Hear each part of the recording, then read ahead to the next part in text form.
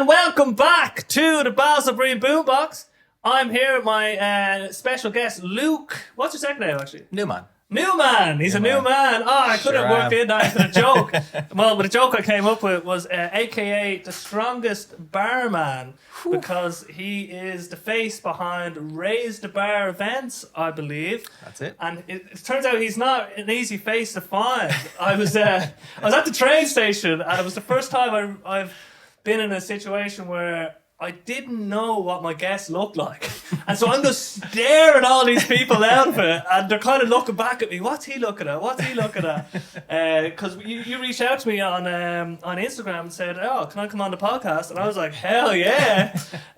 So I really appreciate you coming all the way out here to Skerries, and now that we have you here and we can see who you are, his identity has been revealed. Well, let's get into basics. You know what I mean? Yeah. So with raise the bar events. Raise the Bar events. Raise the bar events. What's the origin story there? How did we begin in this whole domain? Yeah, so Raise the Bar events, that started in September officially. So that came off the back of doing a level 4 course through Shelburne Football Club. And that course was sporting and event management was in the title. There was actually very little events involved. It was kind of sporting and business management and a few other things. Yeah. And on the first day, I was on my way down and I was like, oh shit, like, what do I actually want from this course? Like, all right, well, I did run an event before, so I'll go with that. And the day that I arrived, it was career planning day. So I said, what do you want to do? Okay, I'll pick events. And like we had to kind of develop around that. But I did run an event back in 2018. It was through kind of a conversation through my friend Ralph, who, if anyone has been to my gigs, he's the DJ at the Wild Wednesdays. Oh, shout out to Ralph. My main man, Ralph Harrison, he's top boss, I have to say. He's a good guy. A great very name good as guy. well. Ralph Harrison. Oh, it's savage. Yeah. Man, he needs to be in an Indiana Jones flick someday. Yeah. We'll get him in on next. So anyway, keep going. But, you know, it was kind of a conversation with him, and it was, you know, like bands that kind of get screwed over a lot. They're playing for exposure or not playing for anything at all, really. And I was like, well, you know, bands need to be paid. So I came up with this model where I get a percentage, the bands get a percentage. The first one, it was 20% all around. And like that was back in 2018. We did that gig. It was very successful, very happy with it.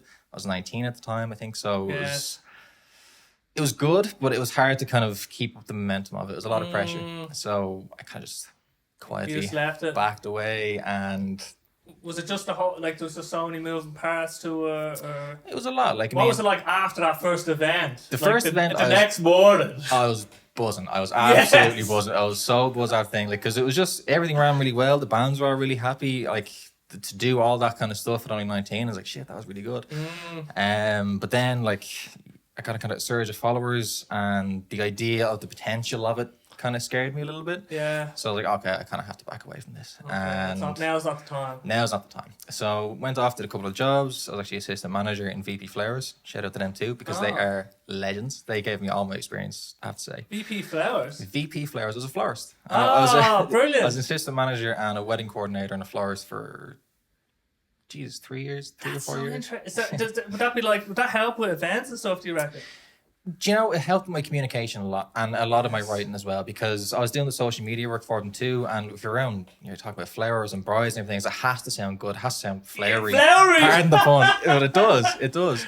Yes, so, it has to sound grand. It has to be appealing, it has to, these are gorgeous, fabulous arrangements and all that kind of crack. So I got a lot of experience doing, I guess, and you're learning what people are responding to, what they're not responding to, and what people like and expect. Exactly, yeah. And like, it kind of came a lot with that actually gave me a massive amount of experience in terms of social media marketing of itself, because you have to learn about hashtags. Yes. You have to learn about what works, what doesn't work, when a post is too long, all that kind of crack. That kind of, even the pictures in themselves, you know. Yes. So it was a massive experience. I went off, did a couple of other jobs, and then I came to the Shelburne course and kind of expanded on it. I was like, you know, actually, I want to get back to events again. And like, I'd been thinking about it the whole time, and it was kind of, will it actually work? Will it not work? And then it was kind of, well, I'll just give it a go and I'll see if it works. And all the time as well, it allowed me to kind of hone in on the model a bit. Okay. And it's been very, very, very successful. So what with the name always there, or that's something come out? Yeah, so the first page that I did was Newmanations. So Newmanations, part of my name. But the event that I did was Raise the Bar.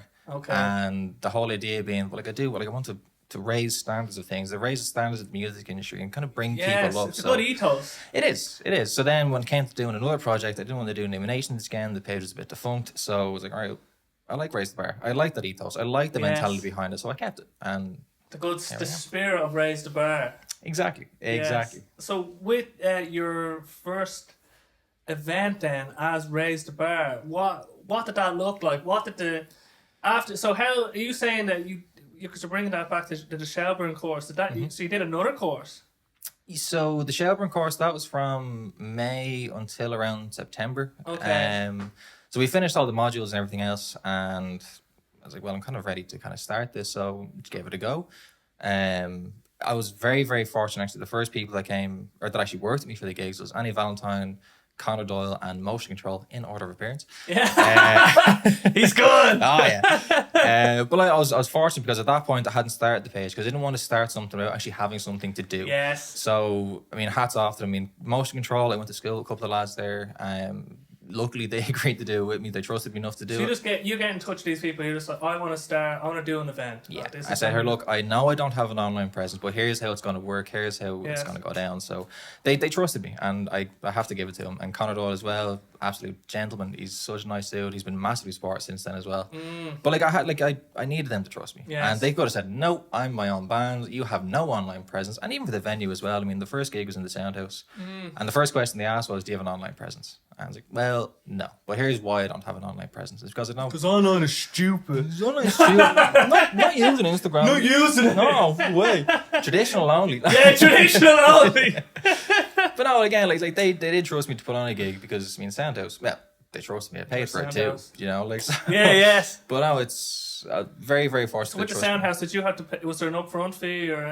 Yeah, so with pretty much every venue, it's an upfront fee. So how we do the gigs and the kind of model that I base it off is I pay for the gig up front, or I pay for the venue up front. Yes. We generate the money back through ticket sales. So the first, say the Soundhouse is 300, the first 300, that all goes back to me because that's the venue. Yes. Anything after that is divided out. So depending like percentage-wise. Exactly. So then depending on the gig, so say the Wild Wednesdays we're doing, 30% goes back to Raise the Bar, 7% goes to the DJ, and the three bands get 21% each. Okay. So it's a fair enough model, and it kind of puts a bit of the onus back on the artist as well to sell the gig and to try and work to promote it as well. Yes, I just love the transparency that you're putting forward, because I think transparency, it's one of the most important aspects to building trust and reputation for anything. Because if people, it's why we lost faith in, let's say, the COVID stuff with the government, and everything basically comes down to transparency. Because if people were super transparent about everything in work, let's say you don't like what your manager's doing, you don't like this and that, because you're kept away.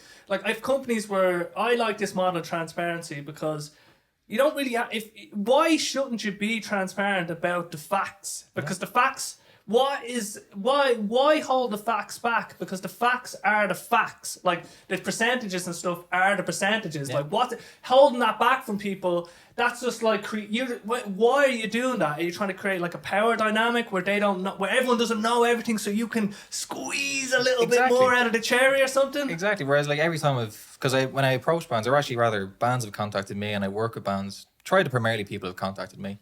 But as soon as they do, or as soon as I have a gig available, I hit them up and say, look, here's the gig that we're doing, here's how it breaks down. And even then, you can decide whether or not you want to do it. Yes. Because, like, if you say, well, no, actually, I think I'm worth a bit more, 21%. Or, no, that's fine. But, like, that's not the model that I'm working off, then hopefully I'll get you back for another gig. Yeah, like, that's just what it is. And I wish you all the best. Yeah, you know, and if you want to take it, you can take it. If not, then no beef, you know, because why would I? But like, it is something like straight away, a lot of people are like, you know, thanks for being so transparent about it, because like it's a funny industry. Like, it's a very, because you're not just saying 50 quid, or you're not saying a number. Like, you're saying the percent, because that means, now their a percentage is like ownership in a way, whereas payment is, you're just a military, like, mercenary, you know what I mean? You're separate than this, but a percentage straight away creates the wholeness that you're probably trying to bring forward. Exactly, yeah. And like, it's a group effort, you know. And as well, I mean, what I like about the model is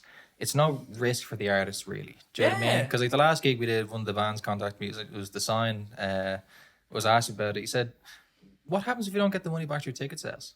I was like, well, nothing. You know, like you get to play your gig. Yeah. You get like whatever content you can get out of it. You know, use it. We're still going to promote you up to that point anyway. If you don't get the money back, we don't get the money back. That's my beef. That's my problem. Like, I don't worry about that. The onus is on you. Oh, yeah. Yes, but like, that's brilliant. Yeah, generally, I'll take whatever failures and whatever successes is shared. Yes. You know?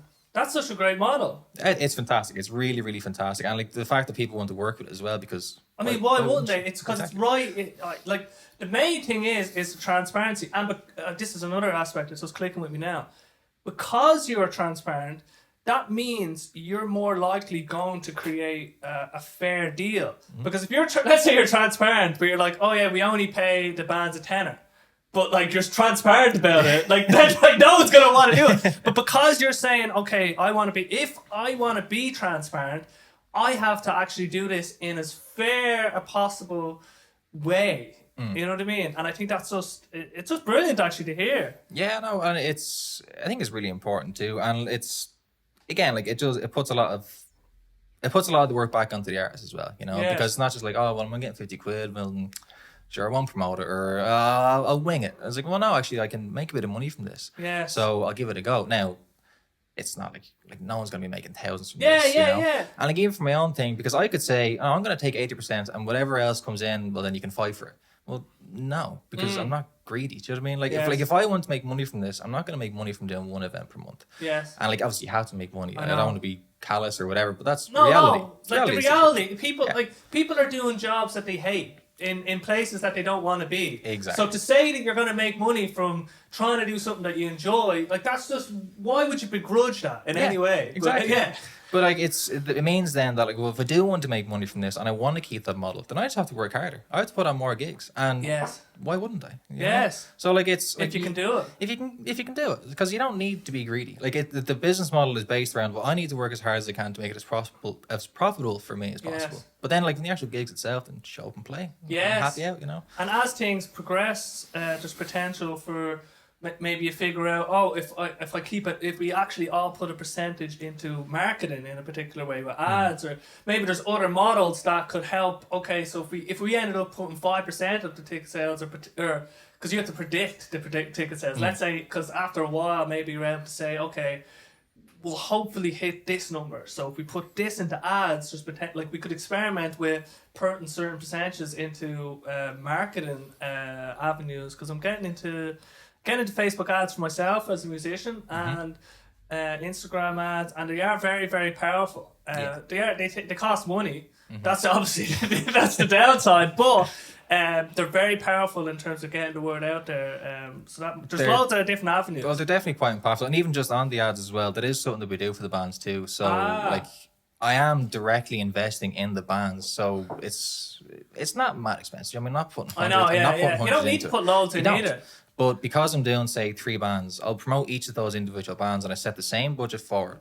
And then if I get the money back through profit, happy days. But at the end of the day, when I put money for ads in, my name, like their picture, their brand, everything else, that's the primary on it. But my name is on every single one. Yes. So then, like, in terms of brand imprinting, it's been insane. Because I've chatted to people in a pub or whatever, and, you know, just generally chatting, whatever. It's like, what do you do? I'll raise the bar events. I've seen that somewhere. Like, of course you've seen it somewhere, because I put the money into it. And it's been massively impactful, I have to say. That's so brilliant. I'm delighted to hear that you're already on the ads, because people are afraid to invest in themselves, even musicians, and everyone's afraid to, because we might spend $5 on coffee, but we won't put a $5 a week on ads or something. You know what I mean? It's crazy. Insane how we look at and ads are because it's actually it's a direct investment in your business that you can actually it's like equipping yourself with a power of awareness in a way, or wherever people's attention now are on these platforms. You're not going to be able to reach them in the same way organically. If you're just hoping that the world is just going to notice it, then fair enough. But you can actually instead convert your hard-earned euros or whatever into a different domain, and you can start trying to flower a different aspect of you, like your own personal thing or a business. And it's great to see, because the other part of it is everything is you scratch my back, I scratch yours, right? I'm going to promote the bands, you're going to get something out of it, I'm going to get something out of it, I'm going to get brand awareness. But overall, we're actually all getting something out of it. So you Yeah. want to create like win-win situations. Exactly, and that's what the whole kind of model is based out of. Like it is just a win-win, and even if I don't get the money back for the venue, it's still a win because at the end of the day, I did an event. Yes. Do you know what I mean? Yeah, Like, exactly. I still did You're it. still gonna be buzzing after it. Do you know, like so it's a really really cool model and something I'm thoroughly enjoying so far. And because you're putting you're not waiting until let's say you have to put the upfront investment, so that lights the fire immediately because you're oh shit, I need to try and make this as successful as I can because I'm already in. Yeah, exactly. I'm full in on this. Yes, I'm so in. Like I'm skint. I need that money you back. remortgage the house. But that's such a great. How long have you been kind of deliberating over this way of doing events? Was that always the way you looked at approaching it, or? Yeah, so the kind of equal share model kind of thing, that was from the get-go. That was from the first event that I did, and that through the conversations with Ralph, like it was like it needs to be fair. Like in the music industry, it's tough and it's difficult and it's ruthless and all the above. Like so, it's like why not do it? You know, so it's.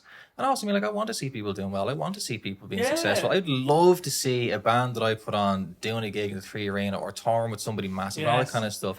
Whether they say that, I did a gig with him and that's how I got here or not is irrelevant to me. It's like, I know you. I did a gig with you. Look what you're doing cool, now. Isn't it? It's like we love that. We want to see that. Absolutely. Like, I mean, like, there's so much. much. See that they played the Carries about. And like even like Motion Control, actually, they did a gig with Damien Dempsey in December, and that was a couple of months after they did my gig. Wow. Now I can't say for sure that was direct influence on myself. Yeah. I'm not going to claim it, but it was a nice little thing. But that's what can happen. No, that's what can happen. No, but it's not. But it's cool because we love story and we love seeing people's trajectory. And if we can say, like, let's say if we met David Bowie as he was growing up and we put on a gig, I'd be like, oh yeah, sure, I do it. Oh, sure, we had a bit of crack. Exactly. And even my producer who I'm working with now, he actually he was producing over in the UK. And he was actually in a room with David Bowie over in Real World. But just the fact that he has that story. Yeah. David Bowie came in as he was mixing or whatever, and he's just like, all right. And then it's just like, what? Whatever. But that story is like, oh, that's such a cool story. And we love story. And you have the potential as people are moving in a particular direction, especially on the musical road, because it's such a... I don't think you don't need to be David Bowie, right? No. You can actually... If you can make it financially viable or make it something that you can sustain, it doesn't have to be your sole financial earning or whatever, but like with things like what you're doing, it's helping artists hopefully keep in the game, because there's so many reasons why people fall out of it or don't pursue it or whatever, but you're offering an avenue of, this you can actually potentially make some money and that will hopefully keep you from going under. Yeah. But Joe, at the very least, like, I like to think that I'm giving someone a platform to give it a go. Because, you could be, like, I did a first gig for a couple of people now, and it's like, you don't know if you're going to actually enjoy music. You don't know if you're going to enjoy the business of it. You don't know any of this kind of stuff unless you do it. Yes. So, like, why not give somebody a shot at it, you know? Yes, you're offering, because this is another aspect of it that you're after clicking with me. Because you're putting it on, you're taking the responsibility, you're organising the venue, you're doing all the nitty gritty stuff. All they have to kind of come on, it's like plug and play in a way. Pretty much. Then that gives they're like doing a gig simulator, right? Where they're playing a video game, but you're just facilitating in a way, and that removes a massive amount of pressure. And like you're saying, it allows people to try the gig thing, and without thinking. If it doesn't go well, it's like, oh well, I was doing it under this umbrella, so you take the brunt of it, which is so you're playing a game of like there is risk, but there's reward for you as well, but there's also there's reward for everyone. Yeah, for sure. And like for my end of things, it's a calculated risk because it works out that if I have 3 bands in a night, and say the Fivers venue, that's 200 at the moment. So if each of those bands, as individuals, can bring 10 people, then that's the venue covered. Anything after that is gravy. And I think as a band, you should be aiming for a minimum to bring 10 people. Between the individual members, the family members, the friends. Yeah. You should get 10 people, you know? Like, so that's the calculated risk in it. Especially for a band. Exactly. You should, like, if you're in a band, you should be trying to sell tickets first and foremost, Yes. but also like 10. It's not a massive match. It's a How many very people are in a band, and then how many people do they know? Like, there has to be at like- least one person they all know. like on at average, least one. at least one. You know, like on average, it's like 3 to 5 members per band. Yeah, 2 people. Can you get 2 people? that's the thing. You Yeah, know? so it actually makes sense. Yeah, so it's calculated risks, you know, and it mitigates any kind of potential losses. And luckily enough, we haven't had any major losses at all, actually. So That's brilliant. And so when you're like with the Sound House, like your first initial gig, you just have to come forward to them with an idea. Like how did you first even approach these people? the venues. Yeah. So that was just an email. So like, Just an email yeah, saying, "Hey." I'm looking to do a gig, 3 acts. It was a bit of a negotiation because said, oh, here's how we normally run nights. Like, okay, I see that. Yeah. Here's how I want to run this night. I was like, oh, okay, well, it might be a bit. I was like, okay, Yeah. well, that's what I want to do. So can we do it or not? And I was like, all right, we'll give it a go. Was it in terms of finances or Just in terms of the actual stage running times, everything else. Because okay. typically they prefer like a supporting act and main act, and then they'd run nights after that and all that kind of crap. But yes. if I'm doing 3 bands, as well, hey, you're going to get 3 bands on. It's like, okay, we need a minimum of between 30 and 40 minutes, I think it worked out of. And then I have to get them off the stage at the 40-minute mark. They have to be cleared, gone. Yes. The next one has to be on because they were very, very clear when they said at 10:30 or whatever the time was, music's off. Regardless what happens. I was like, okay, well, I have to make sure, get the fuck off stage. Okay, so part of the negotiation is, okay, I'm running a gig for X amount of time. It's going to start here and end here. How do you feel about that? They'll tell you what time they have available. So Okay. Soundhouse is from 6:30 up until 10:30 is the early show. So that gives you load-ins, sound checks, and all that kind of crack. Yes. After that, it's see you later. Yeah. So it's it's That was within a great that. trumpet noise. I love it. But it's within all that though. It's you know what the actual stage slot time is. So it's, well, how do I break that down for the individual acts, turnovers, and all that kind of crack. So Okay. it's like when it comes to approaching venues, they'll tell you if they're available or not. That's like the biggest thing. Like my biggest problem, actually, to be honest, is just there's not enough venues. Interesting. That's the biggest problem I have, because I mean in Dublin you have the Grand Social, Sinead, Whelan's, Workman's, Soundhouse, Fibbers. I can't believe I mentioned only now.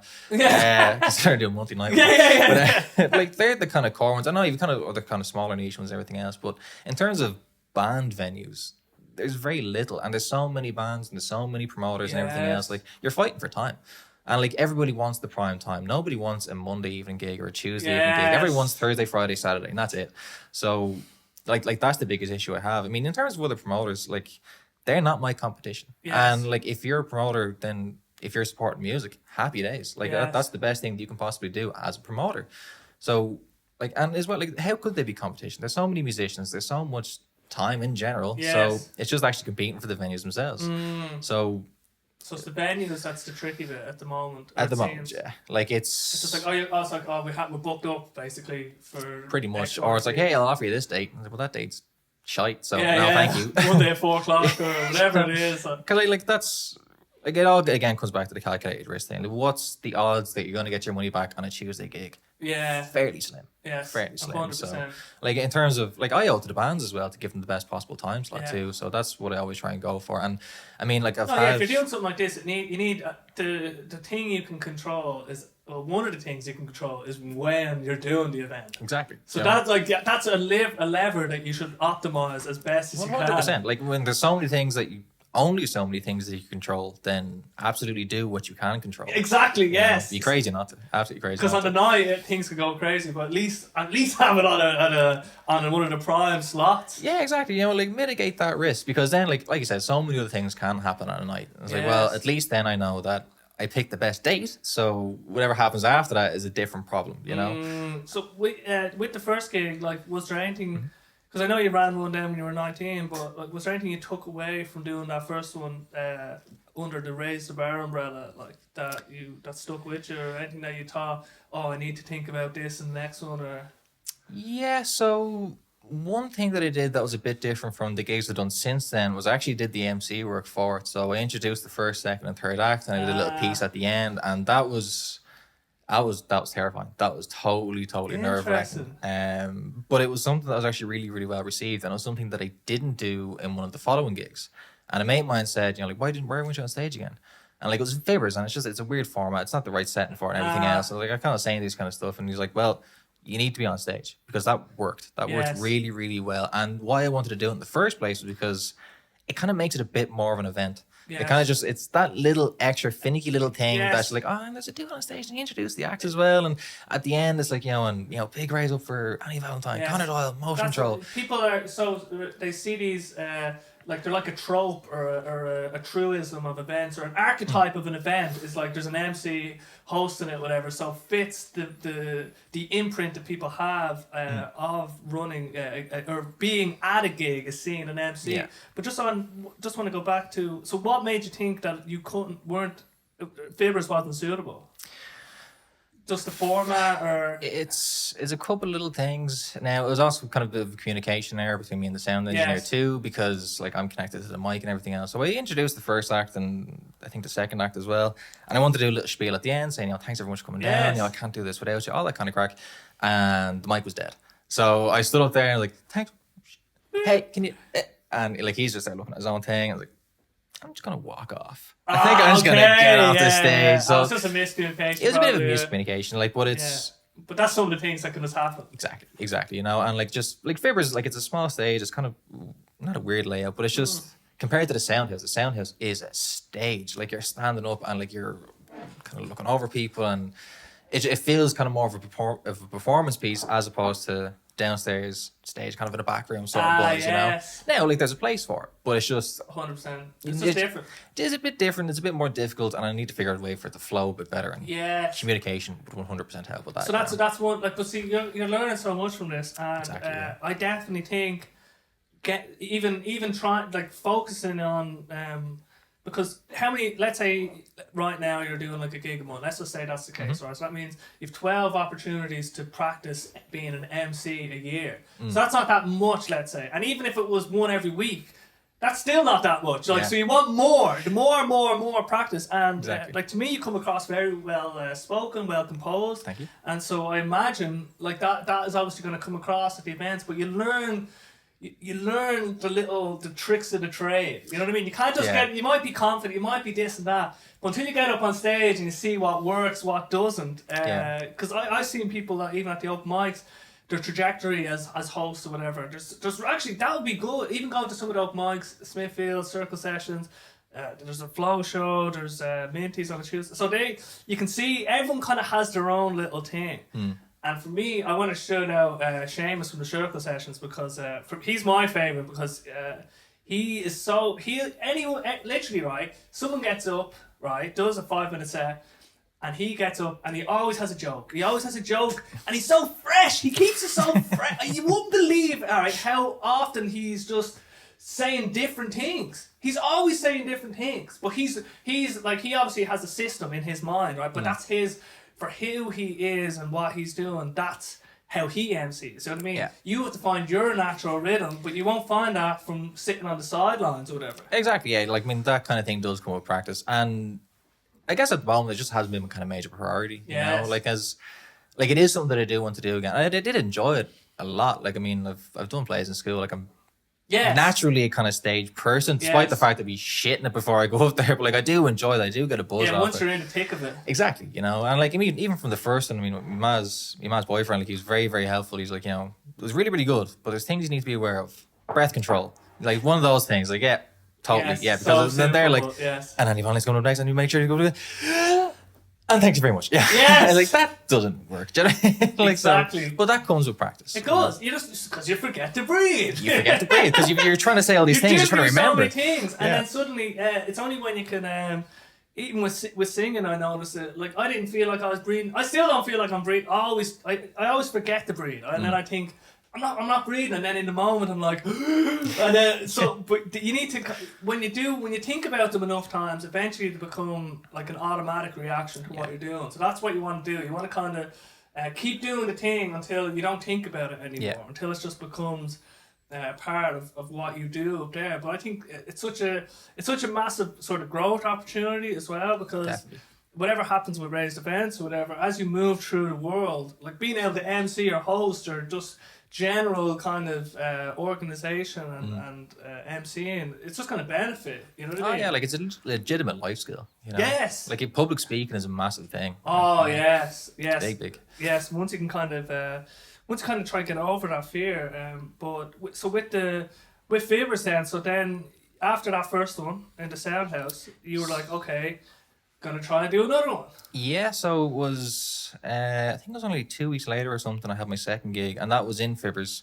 I tried a different formula. It was 4 bands instead of 3 and a few little bits. But then after that, Fibbers offered me another day. I think it was a Sunday or something. It was like 3 days beforehand. I was like, sorry, I am not taking that. I can't take a Sunday on short notice, like, for Christ's sake.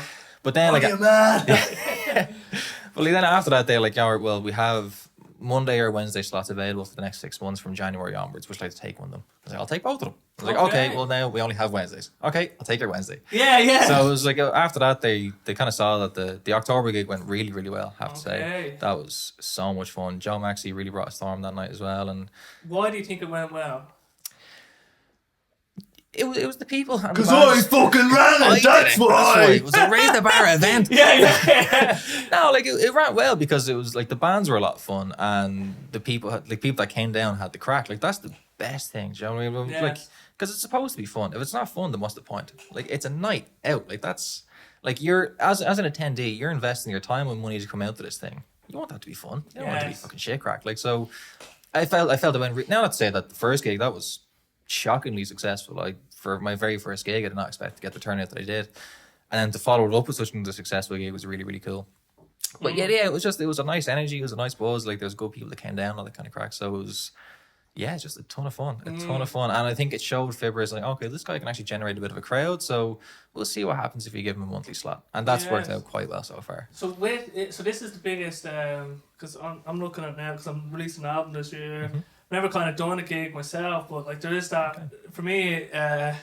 I have this fear, like it's probably not as big now after talking to some people or whatever. I'm just putting my name out there and saying, "Oh, I'm doing this thing," and then like, please come. You know what I mean? I have to ask people to come or whatever, and I think that I just need to get into that place of because if people will, like Emma O'Brien was saying on the podcast, like people want to see you do well, like people that do support you. They will support you if you ask. If they'd actually like to support you if you ask them. You know what I mean? You're not really like you're not putting them out in a way. No. So in terms of like getting people to the gigs, like what's your thought process there? Like how do you go about promoting the gigs or filling the seats or whatever? How filling the venue?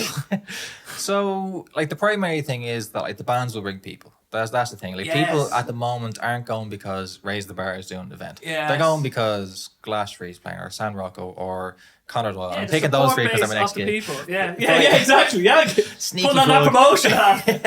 But like it's like that's the kind of primary thing. Now thereafter that, like, I mean, my biggest concern then, I suppose, would just be putting the bands out in front of many people as possible, and that would be things like the sponsored ads, or like I do flyers as well. I hand out around colleges and that kind of stuff. I've seen the flyers actually. Yeah, so like with paper mache. Oh yeah, the comic book thing. I think, was it? That was brilliant. That was actually really enjoyable. I enjoyed that a lot. But like those kind of things, like it's just like the people that are going to come are the people that are going to come because of the bands. Yes. So like after that, like I mean, like the bands have music out or they have an online page, then I want them to get as many followers, as many streams, as much of that kind of crack as possible. Because like I said, like the bands will bring people. Yeah. Or they won't. But like the bands will Yeah, but that's your first port of call. Like there'll be a support base potentially for the band because they're performing this gig, and then they'll get people out. And then you might get a few stragglers or whatever. Yeah, like I said, like it's 10 people per band. So then even if you only get those 30 people, and hopefully they all stay for all 3 bands, well then there's 20 people that haven't seen your band before. Yes. You know, so like you're more than likely going to get at least one other person. And anything after one other person is just a cherry on top, you know? Yes. Like so it's such a great, like there's so many potential reasons why this is a good thing to do. Like there's so many different facets of you know there's good reason to think that it will work out the way you've kind of broken it down in a kind of systematic way. Well, if like look at this 10 people from each band, and then if you get that, you're pretty much okay. So it's like it's a good calculation or a good calculated risk, and then the calculated benefit as well. Yeah, it just seems like a very worthy endeavor. It really is, and like it's, I mean, it does feel good too, of course. That's always a nice benefit too. Yes. But like hopefully, no, I will get to the stage where like people are like, oh, Raise the Bar events, they do a good thing, so I'm going to go to one of their events. I'll get to that stage. Yeah, At the moment though, like I can't even worry too much about that. Like I'll just do the gigs, I'll get the bands, and then just one step at a time. You just got to keep enjoying the process, because you don't know what's down the line, let's say, but all you know is that you're enjoying what you're doing now. You need to keep looking ahead to the next thing. And like the way I think about all these things, once you're doing something that you enjoy, let's say, at a fundamental level, and you're moving in a direction that you think is a positive direction, then that's all that really matters. Because like what is out there in the future isn't real. All that's actually real is right now, moving on this ship to like in a direction that you're happy with. Yeah. And that will always be the only true thing in a way. Or that's the only thing that you can actually say, that's what's making me enjoy my current moment now in a way. So that's what something I've realized. It's like there's no real, like I feel like I'm gonna always have to just be doing something. Like always doing the music, always just doing something, because if I'm not doing something, then I'm gonna be like, then I'm gonna feel like terrible, because then I'm not if I'm on the boat and we're not moving anywhere, but as long as I'm moving somewhere, that's the success. Like, that's actually what's brilliant about it. And any kind of progression is good progression. You know? Like any kind of experience you can use to your benefit. 100%. It all bleeds into sort of into everything, and then as you're moving towards this as well, you're networking with more and more people, more and more bands. And I'm seeing it now, like there's like, let's say, because I'm putting a single out, so I'm getting in contact with some radio presenters or whatever, and there's this great woman, Marion from Ocean FM, who she was playing my songs ages ago when I first started, and but now I'm reaching back out to her now, because she has like we were saying before, people have like I've kind of won them over in a way. Like they know me a little bit, so they're more likely to support me in a way. Yeah. So it's like once you bridge that gap, like from let's say a stranger to acquaintance, let's say, that's the first step. And then from acquaintance to someone that you're willing to say, oh, I like that person actually. I actually like them. And when they come to me with something, I'm going to want to help them in a way. Yeah. Versus if you come to a stranger, like you're just sending out emails to random people or whatever, it's like, oh. But if you know the person, because if you know me and you ask me something, it's harder for me to ignore it, because I don't want you to think I'm a prick. In a weird way. Yeah, it's totally true. But I don't care if I'm a stranger and you think, I don't owe you fucking shit. You know what I mean? I'll tell you to fuck off. Just fuck you. But how do you view, like, how is networking, or how? Because I mean, even your first gig in the sound house, you had these people who you had to kind of call into your little army and be like, we're gonna do this gig, I need your help or whatever. So how do you look at networking? What's your kind of view on that? So for me, it's like, I mean, you need to chat to as many people as possible. Yes. Like, I know I'm lucky that, I guess, the kind of job that I do, like, people contact me every single day. Like, I have over 50 artists now who have contacted me looking for a gig, which really goes to show, like, the level of creativity that's being put out there. Yeah, there's so many. There's so many. And again, it comes back to the problem. I don't have a venue. I don't have enough time for these people actively trying to do it. But like, in terms of networking, then, I mean, like it's obviously super important, because you need to speak to enough people where you'll eventually speak to someone that says, hey, I can actually help you with something here. And like, hopefully they'll be in, I suppose, like the next stage where you need to be. Exactly. They're like reliable or an actually useful resource to come across. Not to say, I mean, you shouldn't break people down as resources, but it's but but there's a potential that someone you talk to will have something to give you that you can gain from, but you won't.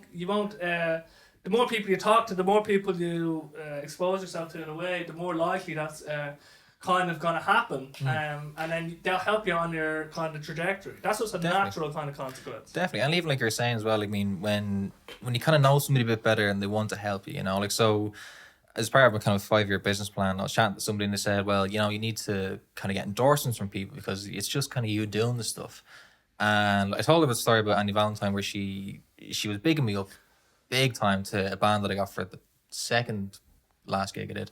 And I was telling her about that story, and she said, well, that's the exact kind of thing that you need. Like, you need to put this into this document, so when you go to show people this, there's credibility there. So I hit back up all the bands that I worked with and say, look, you've worked before, you know what I'm trying to do over here. I need your help. And I need you to, if you can, if you're arsed, please, if you can write me just a couple of words, nothing too crazy. I'm not asking for nothing major. And even if you don't do it, don't worry about it. It's not going to impact our working relationship at all. And the amount of messages that I got back was insane. And it was all so positive. And it was really, really cool because like not only did I feel like I'm kind of building this community, which I need, like I'm a community organization enterprise. It was also like, these people actually get it. Like it's like what I'm trying to do has actually hit these people and they want to see you succeed. They want to help you get to the next step because they understand that me getting to the next step helps them get to the next step. Yes. So like it is like that all kind of comes in networking. You have to, you have to chat to people, as many people as humanly possible. Just chat to everybody. It doesn't matter. Even if they're not helpful, it's like, well, now I know that guy's not helpful. You'll take something out of everything. Exactly, yeah. But just having to step in, like even like this podcast today, like we never met until now, but you just threw yourself out there. You're just like, oh yeah, can I do your podcast or whatever? And it's like, yeah, and like you just like literally just said, oh, he's doing a podcast, I can just I'm gonna reach out and see, like, and some people, see what happens. Some people will think, people I see in my town or that, like, oh, can I come on your podcast or whatever? I'm like, oh yeah, but they never text me. They'll see me and they'll be drunk or something. But it takes like chutzpah or like cojones to kind of just put yourself out there a bit. It does, and like even like this is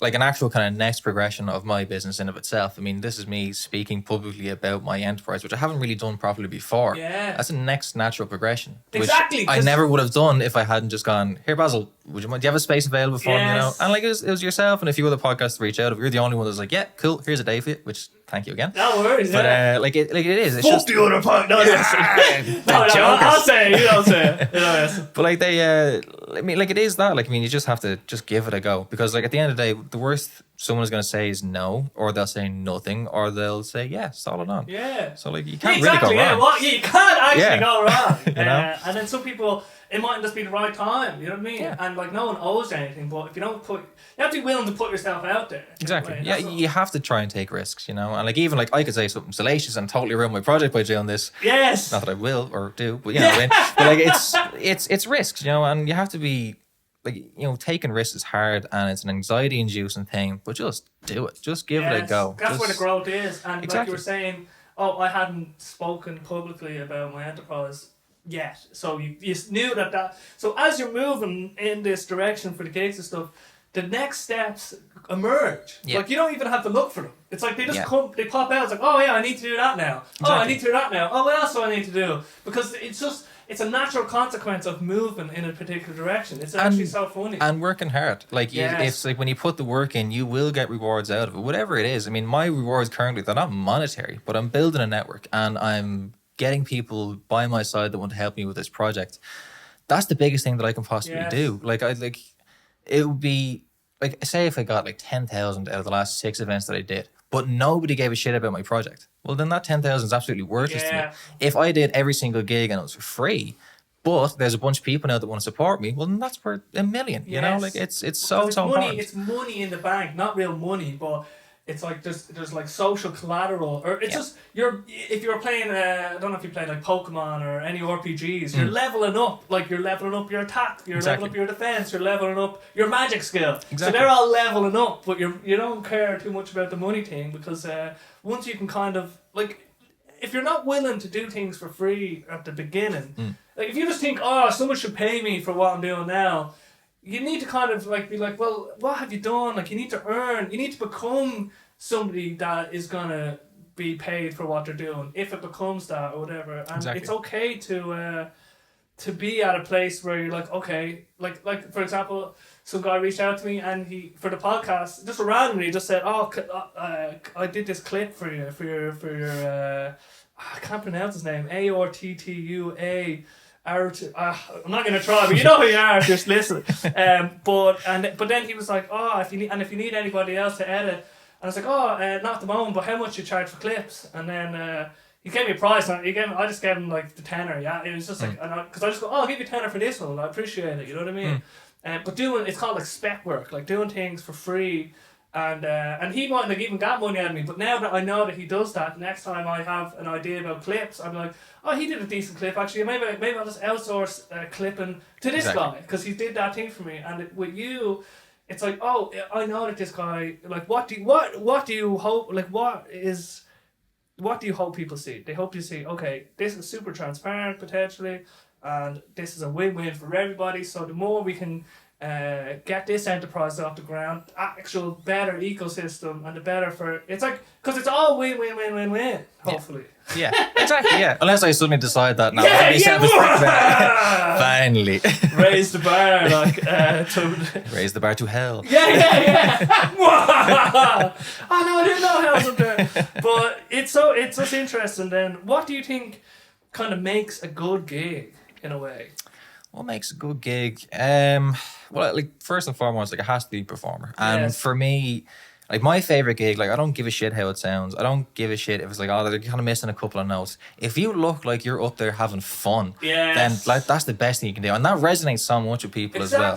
So much. Like that's my favorite gig. Someone is just up there giving it socks. They don't even care about how it sounds. Like they're doing their best, and but the like, entertainment value, you know, and then they're enjoying themselves. Like that's a massive thing. And then when that happens, the crowd's enjoying themselves, and when the crowd's buzzing, you're buzzing, and when everybody's buzzing, it's a good night. Yes, you know? Exactly. If someone's putting it, we'll support someone that's putting themselves out there. For sure, that's definitely. trying. So you appreciate the effort. You can always, it's not, but as long as they're putting in the effort, you know what I mean? Because if they're not, it's like, oh, it's obvious then or whatever. And think like live performance, it's like we're not robots as well. Yeah. Like recorded stuff has only existed like let's say the last 80, 100 years, whatever. Well, there's actually a case of the ancient Greeks trying to record stuff on in wax in a strange way. Something's created in my brain, but let's not get too sidetracked. Like the fact that we have these things that we can create and perfect and have them pitch perfect or whatever. Yeah. It's not the real world. Like live performance, like we want to see live, want to see human. You know what I mean? Exactly. Like you want to see someone who poured a bit of their soul into that song. Like you want to see like a bit of that person is still on the stage and they're long gone, you know, like like that kind of energy I absolutely love and I feed off it. And even when I go to gigs myself, because like I don't get to actually enjoy a lot of the music at my own gigs. You're just too busy. The next thing. But like because I've had like moments, especially since it started, like I mean moments of doubt creep in. That's inevitable. 100%. So what I've actually noticed, what brings me kind of back into it, is when I go to other people's gigs. Because like, this is why I'm doing it. Because this is so much fun. I remember. But like those, like really, like it's such a powerful thing. Like to feed off that kind of energy, whether you're in the crowd, whether you're on stage, whether you're organising the thing, there's an energy there to be fed off of. And like, I don't get to enjoy the actual music aspect of my gigs. But seeing people come downstairs, like lining up, come downstairs to get their ticket, like that's a buzz. Yes. Seeing the bands coming off stage going, I really fucking enjoyed that. That's a buzz, time, you know? Like, and people coming up to you after going, that was a really, really good gig. Thank you so much. That's so cool. That's so cool, you know? Because like it's the only thing that I'm seeing now, because even before, when I started going to the open mics and just being in the same room when someone's performing and everyone's listening, it's actually such a powerful experience. And it's not even, it's something that we can experience pretty readily, let's say in town, maybe not as readily as you might want or what we might want in the future, but the fact that you can go to see live performing humans in a way and experience what that's like, it's so powerful, and it's such a kind of shared communal experience, and it's so kind of transitory as well. There's this Dylan, I think his name was Dylan Harcourt, right? But he was doing this feature set in the Circle Sessions, right? And this was one of the most powerful musical moments I've ever had, right? So he was doing a cover of a song, and it was called Passing Through, right? But the basic premise is, like, during this life, we're all just kind of passing through. And it was like, passing through, I'm glad I ran into you. But you're just passing through. It's like, how are you getting on, blah, blah. But you're just going on, and then you live and you die in a way. And in that moment, we were all just singing this, and we were all just passing through. Like, we're just literally passing through this moment and like moments have come and gone and will continue to keep coming and going. And it's like, it's so, that gives such reverence to gigs and communal experiences of that music and even just performance is able to bring. Oh yeah, definitely. And like, even if you think of everything else that we do in our day-to-day lives, I mean, you work, you have your dinner and you hang out with family and everything else. But when you get to a gig and like you feel the bass off the speakers, and you feel the energy off people, and you're moshing, you're doing whatever it is, like it's that moment that you'll remember. Do you know, like it's like Yes. you walk away going, "Jeez, that was so much fucking fun, wasn't Yes. it? Jeez, I got that shite kicked out of me in that mosh pit, but it was so much crack." Like it's you remember that, like, Yes. and that will stick out way longer than even just a cup of tea with your family and everything else. It's a nice thing. Like remember those moments too. Yes. But it's that impact of such a shared experience with so many people at an event, at a thing. It's just such Yes, it's because it's very kind of it's transitory in a way. Like you were saying, oh, let's say we're sitting here having a cup of tea, a cup of coffee. We're all accepting kind of social norms, social etiquette. But with music and performance and everything, it kind of there's like this. It speaks to the kind of the divine, or the beyond everyday experience, or beyond words, or there's a sense of like we're reaching. Like music, I think is like a. It's the more I think about it, and I'm listening to this book called Your Brain on Music now, which is absolutely blown my mind. I won't get too into that actually, but I'll just say that like we think music, the music that we listen to as we're growing up, right? Like the reason that we think certain music is sad, certain music is happy, a big part of it is actually cultural. And when our brains hear music resolving, we're actually hearing the grammar of music as we're growing up. So the reason why we have expectations of music in a way, and what it goes in a particular way, and other cultures around the world, there are certain similar characteristics. There's some basic fundamentals, but a lot of music is cultural, and a lot of it is actually like it's like the way we learn language is the same way we kind of learn music. So we learn the musical language of the culture of the time in a way. So the fact that we enjoy a song now, like there's no reason like in 1,000 years like this is why, let's say, people's musical taste differs. Like there's an age gap between us. You might think certain songs are brilliant, I might think certain songs are brilliant, let's say, and there's a difference in time because we grew up with a particular musical language, right? But anyway, that's just one aspect of the transcendent nature of that's inherent into music in a way, because I think it puts into words, or it puts feelings into things that we can't express with words. It's such a deep thing. Like I think about music a lot. It's so cool because it's like trying to describe a color. Like Yeah. how do you describe red? I don't fucking know. shut You know? up, like. But like you can feel it. Like how do you describe that particular piece that was in that song? I don't know. It Yes. just made me feel something. Exactly. You know, like it made me feel excited, upset, or remorseful, or whatever it is. It's a feeling though, and it's so kind of nondescript and vague and weird. Do you know what I mean? Like define it. That's the Good luck. thing. There's actually, it's when you get into it, with words even. Words are actually, Nietzsche said this, like words are like metaphors. So when I say cup, right, you have an idea of cup, but it's actually a metaphor for a cup. Because it isn't actually, this is a different cup than that cup in a way. So when I say cup, you group these cups together, like, but they're not actually together. Like you're just creating a metaphor called cup. And you have this idea of a cup. So even language is pointed to things that isn't real, or it's just approximations, let's say. Yeah. But then as you get into music and stuff, and like what you're saying there, like how do you describe red? Like all these things are on display. Like we don't, if you point this, everyone just says, oh, that gig was great. But there's so many reasons that they don't even realise what made it great. Yeah. They give you a summary. But really, it was like the moment of letting loose, or that moment the melody hit in that particular way, and it's just it's amazing that we can, and you can actually, what you're doing is like you're going to try and create more of these events as well, which is which in and itself, like while you exist on this planet, trying to create more of them things or happenings, it's another reason to keep going on this. Definitely, because like I mean, from a personal standpoint too, I mean, like everybody wants, well, not everybody, like a lot of people want to see more of these things. Yeah. But then even from a general scheme of things, like for Ireland's sake, you know, like we have over 250 hotels in Ireland, in Dublin. So if people are coming over here, what the fuck are they going to do? Yeah. Do you know what I mean? Like, cool, come to Dublin, but like, it's fairly sterile, the shit all happening. So like these kind of things, like they're why you visit places, or they're an excuse to hang out with friends, or they're all of these things, you know, and the more of them, the better. Whether it's me or somebody else doing it, the more of them, the better, you know? There's just more stuff to do. There's more interest in the city. Yeah. And it just seems that, like, like you're only really kind of getting going in a kind of weird way. And you were speaking of a really interesting thing that happened to you. Like, it was like a strange thing that happened with an interaction, I think, at one of your gigs. Yeah, so it was the last gig that I did. Excuse me.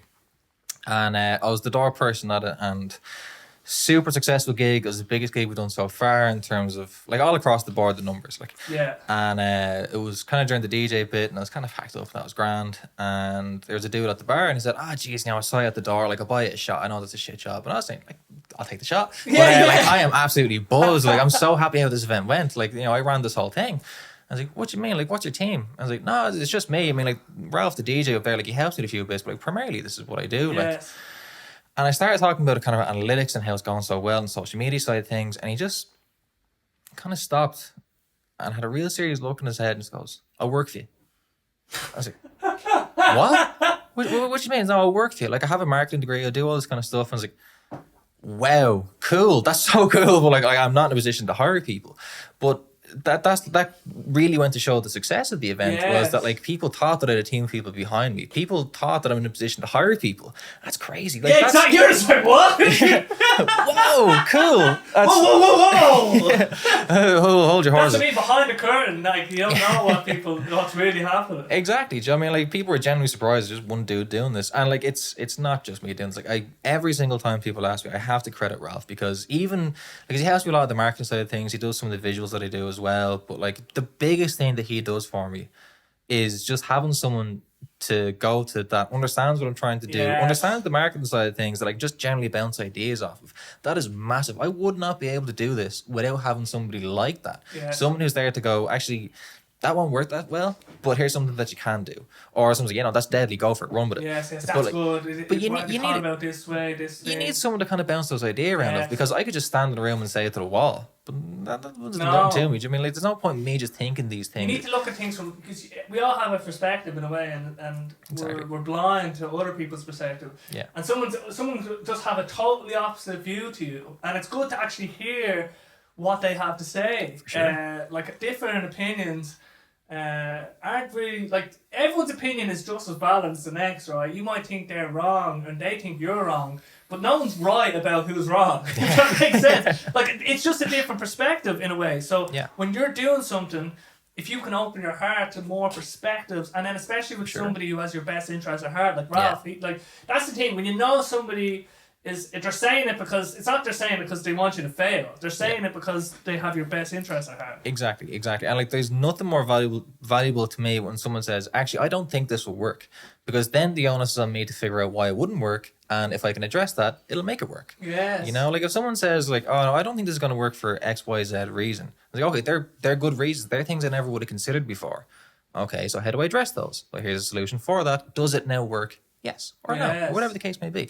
But, like, you need someone to go, actually, no, you don't need people just blowing smoke up your ass. I mean, I don't need yes, man. I don't need people saying, you're doing great. Yeah, keep that's doing not what going you're to doing. actually help, in a way. Fuck all it used to be. If anything, it would be detrimental to me, because then I'm going off in this direction that actually, as it turns out, is the worst thing I could possibly do. But nobody told me. And, like, I mean, you need people to kind of bounce ideas off, because you will come to an idea yourself and you go, no, this is actually a flyer. And if you just keep doing that in your own head, and even if you do start to apply it, you may just even learn slower. You'll learn slower. Yeah, you may eventually figure out that this won't work.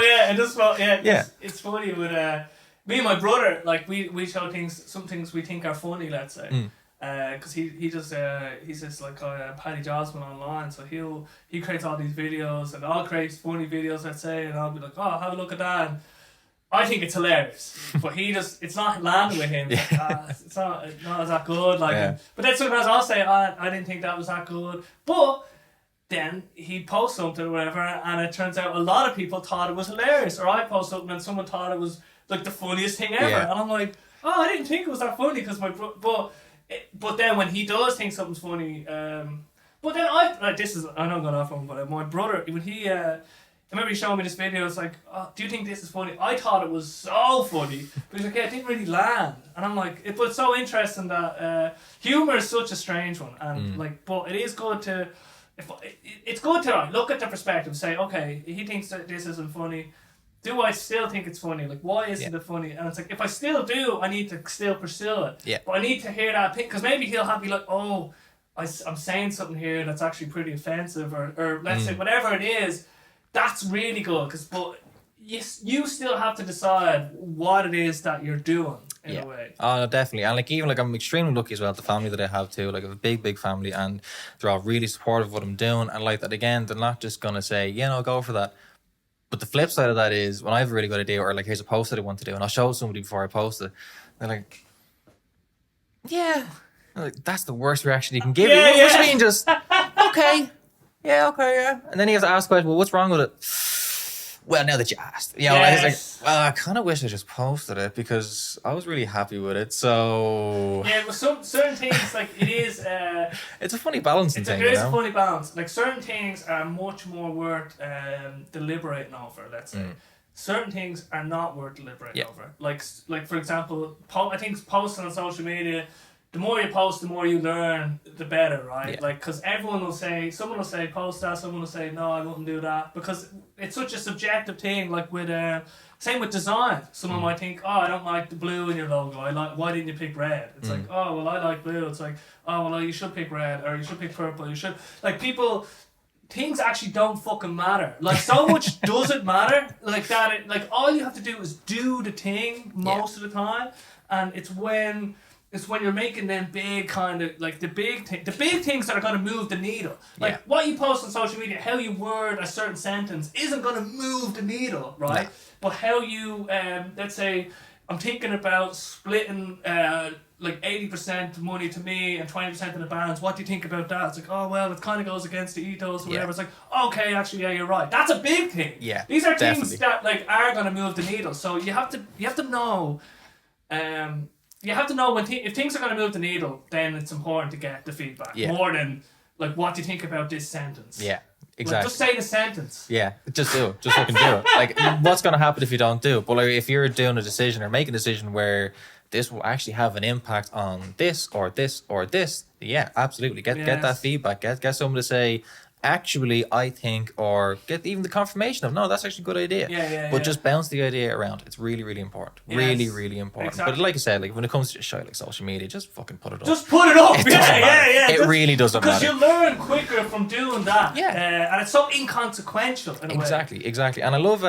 funny enough, actually, I've watched a lot of interviews with him recently. It's your man, Mr. Beast, the fucking YouTube dude. Brilliant. Fascinating dude. Now, I've never actually watched this channel. I'm not particularly interested in it, but hearing him being interviewed is very, very interesting. And he talks a lot about the first few videos you do on YouTube, they're going to be shit. Yes. And they're going to look back at them, they're going to be shit. But it's the fact that you're looking back at them, the fact that you've done it. You now know what works and what doesn't work. Yes. You just have to do it.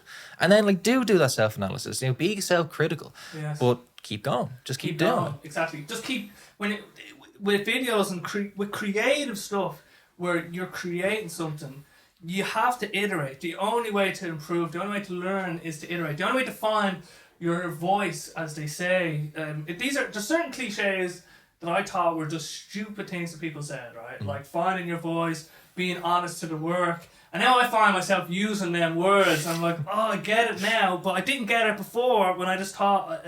it's only when looking back and seeing and trying to understand the creative process, the creative endeavour.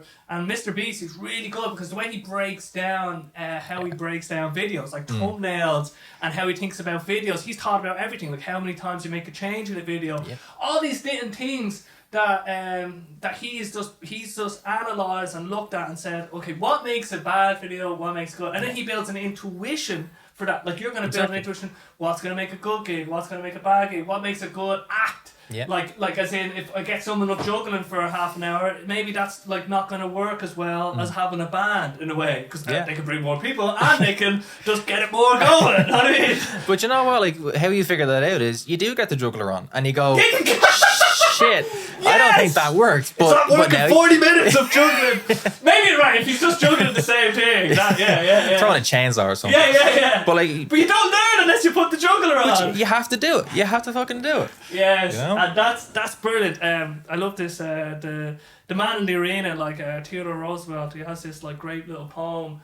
I think it's just it's an aphorism of some kind, but it's just like basically just talks about the man in the arena, like don't worry about the critic, like the Simon Cowell who's not out there singing or whatever. They have a valuable, they have as much value as you give them, but the person in the arena fighting the line or whatever, like, or doing the actual thing, like the people on the sidelines who aren't, maybe Sam Cowell's not a great example because he is actually, he's a beast in other domains, but let's say someone's just walking down the street, right, with a joint in there. I've had this with busking, only a few times, and not in a while, but I remember one lad, he just walked by, he's just smoking a big joint, and he just looked at me in the eye and goes, "You should stop." And he was a little young lad, right?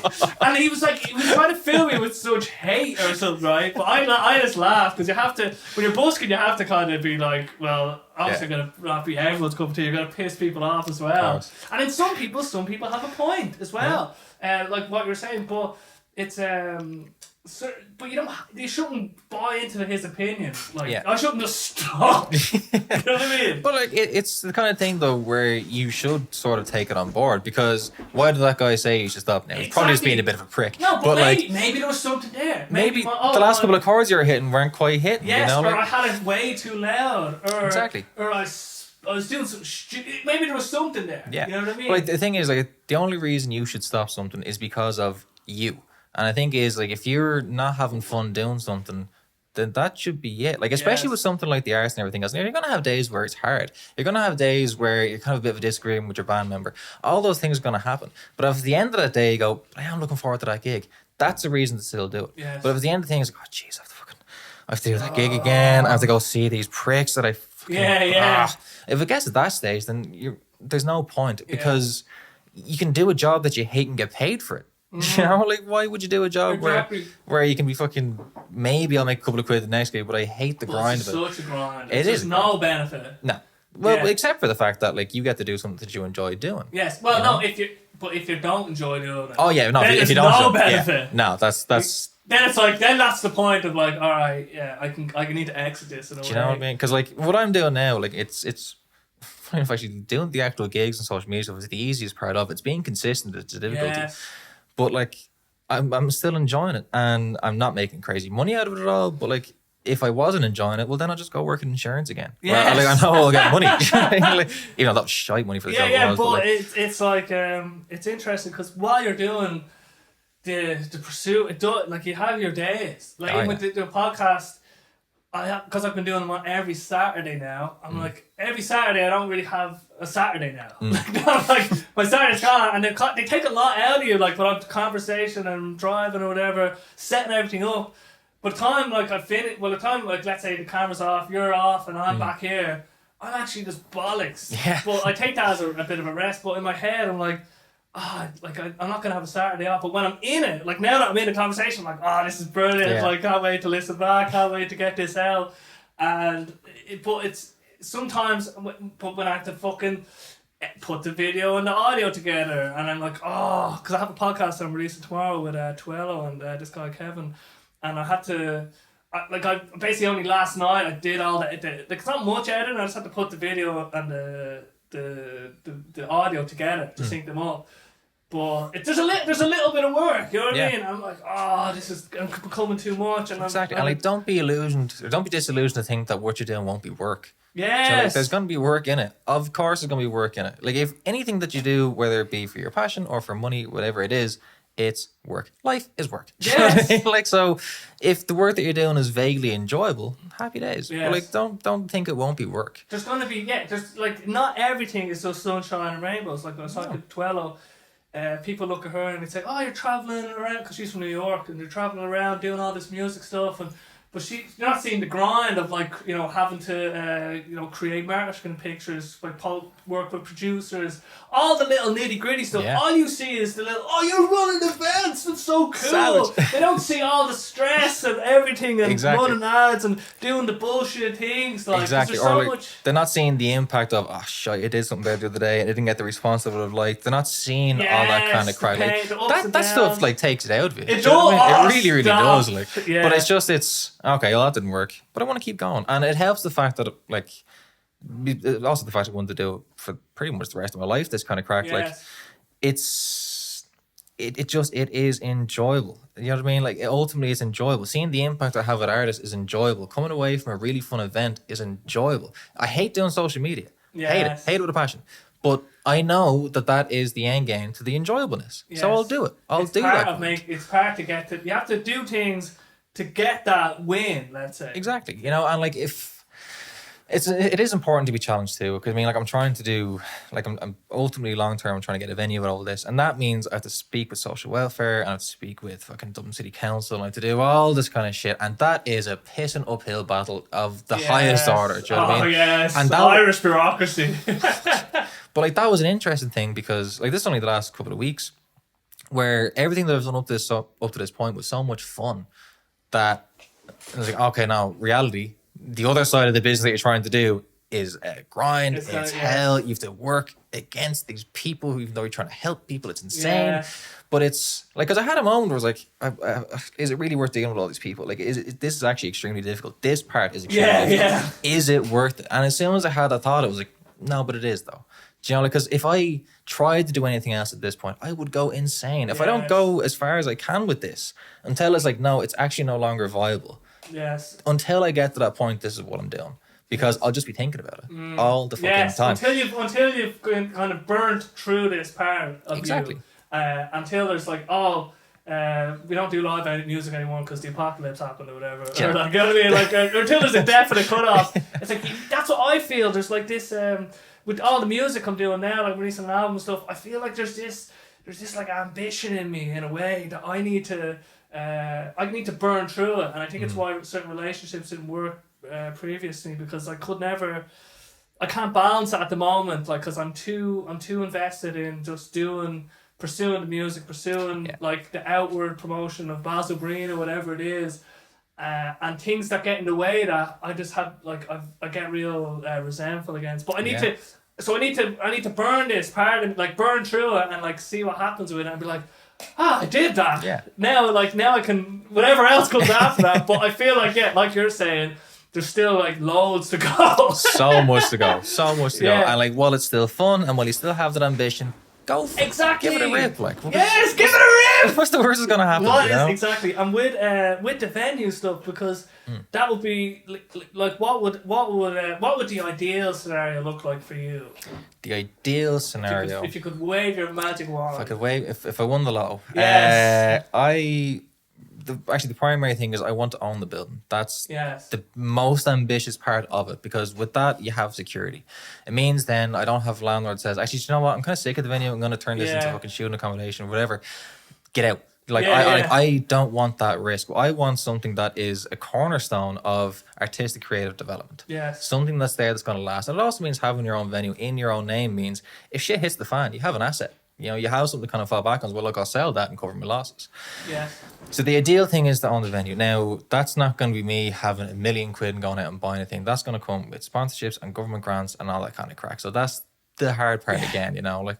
But like ideally, I mean, like I do want my own production space. I do want my own venue, and I do want artistic services as well. I want to provide resources. I want to provide access to tangible things that people can work with, because again, it comes down to experimentation. It's, do I like music? Do I like art? Do I like doing these things? Well, I don't know. And like, there's all these things that I wanted to do that I didn't have access to those things. So like, I mean, shit, there's a moment there I wanted to be a mechanic, or I wanted to be a metal worker, or a carpenter, or whatever it is. I don't have access to any of this shite.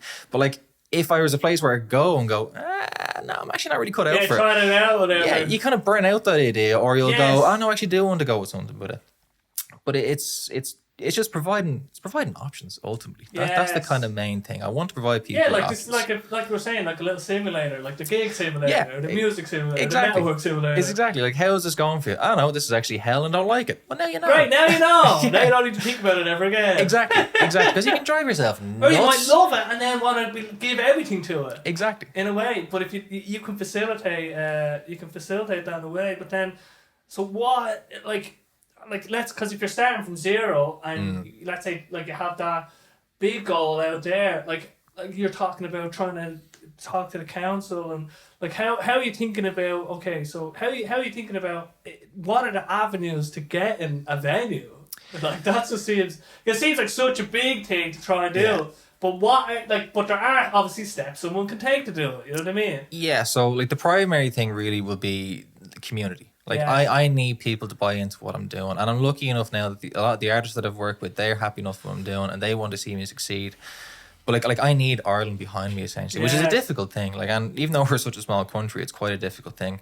Well, it's difficult because it's small potentially. Because Yeah. there's not enough. Like, let's say, for example, New York City and there's London, there's 8 million people. In So one there- little spot. In one little spot. Yeah. So it's like, there's no, if you, let's say, if you're working on a percentage of how, like, so if it's like 20% of people support what you're doing, the more people you have, the bigger that 20% will be, in a Exactly. way. So that's the way I think about it. Exactly. So like for my first thing is to kind of drum up a bit of following. The second thing is just speaking with council people. Do you know what I mean? Like, it's speaking with people in enterprise. It's speaking with these kind of people because they'll tell you whether or not it's a flyer. You know. Yes.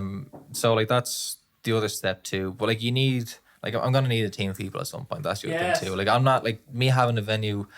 I'd like to be in the actual initial start of that process, despite the fact I'm chatting to people now. But like, I'd like to be in the actual start of that process in the next, like, after 5 years. Yes. Which means then the next 5 years I'm just doing gigs and I'm building up reputation and all that kind of crack. But that's the step you take, you know. Like, if it's extremely ambitious, it really, really But that's is. what you have to. Why not be ambitious? Exactly, you know, because it's not like it's ambitious because it's a complete pie in the sky idea. It's Yes. ambitious because I have fuck all. That's Yeah, why yeah, it's yeah, ambitious. yeah. I'm not coming at it from like a mad wealthy family going, here's a deposit for whatever, you know. Yes. I have to start from zero, from actual zero. Yes. So it will The only take thing you have time. on your side is time. A shit in a lot of way. time. I like And, if this is what I want to do forever, then Yes. that's like I've all the time in my world. Yeah, exactly. So it's good to, and it's good to just back yourself in that way, Yeah. and then thankfully you found something that is instilling you with this want to do in a way. So it's pulling you forward into the future, whether you like it or not. You know what I mean? Pretty much. And like it's nice that like it's like I'm not doing this for me necessarily. I'm doing it because I want to provide people with options. I want Ireland to be a cooler, better place culturally and musically. Yes. I want to do all these things. I'm not just focusing on Dublin. I want to be hitting all these places around Ireland. I want to tap into all those Yes. things because I mean, like, I think Ireland's best output is its creativity, is its music and its arts. I mean, look at all the artists that we have currently that are unknown, and look at all the ones we've had historically that have gone on to do amazing things. Yes. Ireland's creative output is absolutely beautiful. Yes. And the only thing that we're lacking in that is the general support for it. So, like, why can't Ireland be a hub of excellent creativity? It already is, but it's not centralized or it's not Yes. properly tapped into, you know? Yeah, it's not it's not. How can we create the support systems like places where, let's say, musicians can do gigs in a way where they're not having to do everything themselves in a way. It's like plug and play model, or or where people can. Because I think when I started going to some of these live open mics, even I was like, wow, this is happening all the time in Dublin. Like, this is insane that you can just kind of go in. But it's hard now for me. I have to drive in, drive out. Like, so, like in Skerries, it's a bit out. But if you're close to the town, like, it'd be so seductive to kind of just be like, oh, once you get a taste of it. But I don't think people have gotten too much of a taste of all the live music, whatever. And the thing is, I used to wait until it was like this when I was younger, a teenager. You know what I mean? You'd wait till Marley Park or whatever it was, or a festival, or to experience these things. But really, you can have that. It's such a privilege to be able to actually realize you can experience these on a weekly basis in a way. Yeah. Oh, there's always something going on, which is really, Yes. really cool. And like I get, like people will go to the George Edwards or the actual headline acts that come to Ireland kind of Yes. stuff. Of course you do. Everybody knows them. Exactly. But like if you do actually have an interest in music, then it's cool that there is all these kind of things that you can do. You don't have to wait for all this kind of stuff. Yes, You know, you do- can have do that both. experience of having a live performance and being there and enjoying it. Because sometimes, like, I love the Arctic Monkeys, right? But when I've gone to see them, I've just been let down sometimes by how little they feel. I feel they don't. Your man, Alan Turin, is that his name? Not Alan Turner. Turner. What's his name? Fucking. Anyway, genius Alex songwriter. Alex Turner? It could be Alex Turner. Yes. Genius songwriter, right? But he doesn't really. It does feel like, and maybe that's part of his shtick. It doesn't feel like he cares that much that we're there. Yeah. You know what I mean? And Yeah. I'm like, but then there's certain, like, if I go to one of the old mics or whatever, there could be someone that elicits in me, like this guy Nordstrom, right? He's a poet. I describe it as live action poetry. Like he came out with, he did a feature set, right, where he had boxing gloves on. Everything he had was so interactive. Every poet, and I was so engrossed, and he got the crowd going. I had more in that 20 minutes. I felt more alive than I did at the Arctic Monkeys, I'd say. I liked the Arctic Monkeys because I was listening to the songs that I liked, but it wasn't the same as, even if I didn't know what the poems that he was about to perform, we were having unbelievable crack. Yeah, you know what I mean? It was far more impactful. And we've kind of noticed myself is, like, I mean, I've gone to, like, you can see, and Prodigy, my first gig, and that was unbelievable. Yes. I'm not going to use that as an example. Yeah. But like other gigs where, like, even at Electric Picnic, you're seeing all these people. I mean, I saw New Order and a few other people like that, and it wasn't that impactful. It was just, if anything, a box ticket exercise. Yeah, it was a box ticket. I can say I went to see New Order. You have to, all these kind of they're things. there, Exactly, you know, like, so it's like, oh, okay, cool. I can say that I got to see them, but like, I don't remember any of the songs that they played. I don't remember the actual event itself. I just know that I've seen them, but like, didn't really resonate with me, you know. And it was still, like, Electric Picnic was always fun, you know. Yeah, like, of course, yeah. It's not really because I got to see this amazing artist and it really, really hit me, you know. It's not really about that. It's a fucking session. It's a weekend session, and if you happen to like the music, better again. You know? Yeah, but really, it's like, oh, it's like an opportunity to see people. But it's an opportunity which to see is also people. good. I'm not like discrediting that. Absolutely not knocking it at all. But like, it's you then. The memory is the festival. It's not necessarily the music. Yeah, you so know? the moments, whatever. Like that moment I was describing at the circus sessions where we were singing that song "Passing Through." Like that was a free night I went into, and I was like, well, I'm still thinking about that every now and again. You know what I mean? And it's so powerful what we can just have at our doorstep, and the more. And because, let's say, with an event like Electric Picnic, right, it's like once a year. These events are happening all the time, every week. Like, you can, the more you have of them, the more chance you have of seeing that thing and then the other thing as well, with the, let's say, the current ecosystem of music as it is, with emerging artists, let's say, or people that are just getting going, or people that haven't reached the Tree Arena yet. You're seeing the tip of the spear of what the culture is kind of discussing or talking about, or what's important to people, from the art that's being created now from them, in a way, because they're like the voice for the times, in a way, and you can kind of see an imprint of that in the current cultural moment. So I think with musicians as the emerging scene, let's say, it's a much deeper chance. Like, let's say when people reach a certain trajectory, right, or a certain mass, right, they've achieved that, and they exist in the culture at a higher level, let's say. But the emerging artists, let's say, you're seeing what the culture will potentially be before it happens. Yeah. In a kind of weird way. Yeah. So I think that there's loads of different reasons why I think, like, gigging and going to gigs is so important. Oh, definitely, yeah. Definitely. I mean, even, like, from a social aspect, from even probably a mental health aspect, you know? Like, it's good to experience these things. It's good to go out and socialise. And even, like, I don't have a massive circle of friends, but I do know that if I go to a gig, I'll probably chat to someone, because the virtue of the fact that you're there, you have a shared interest. Yes, straight away. Exactly. So, like, it's... they're amazing. Jesus Christ. And I think the more people that are out there like myself, or other people as well, who are...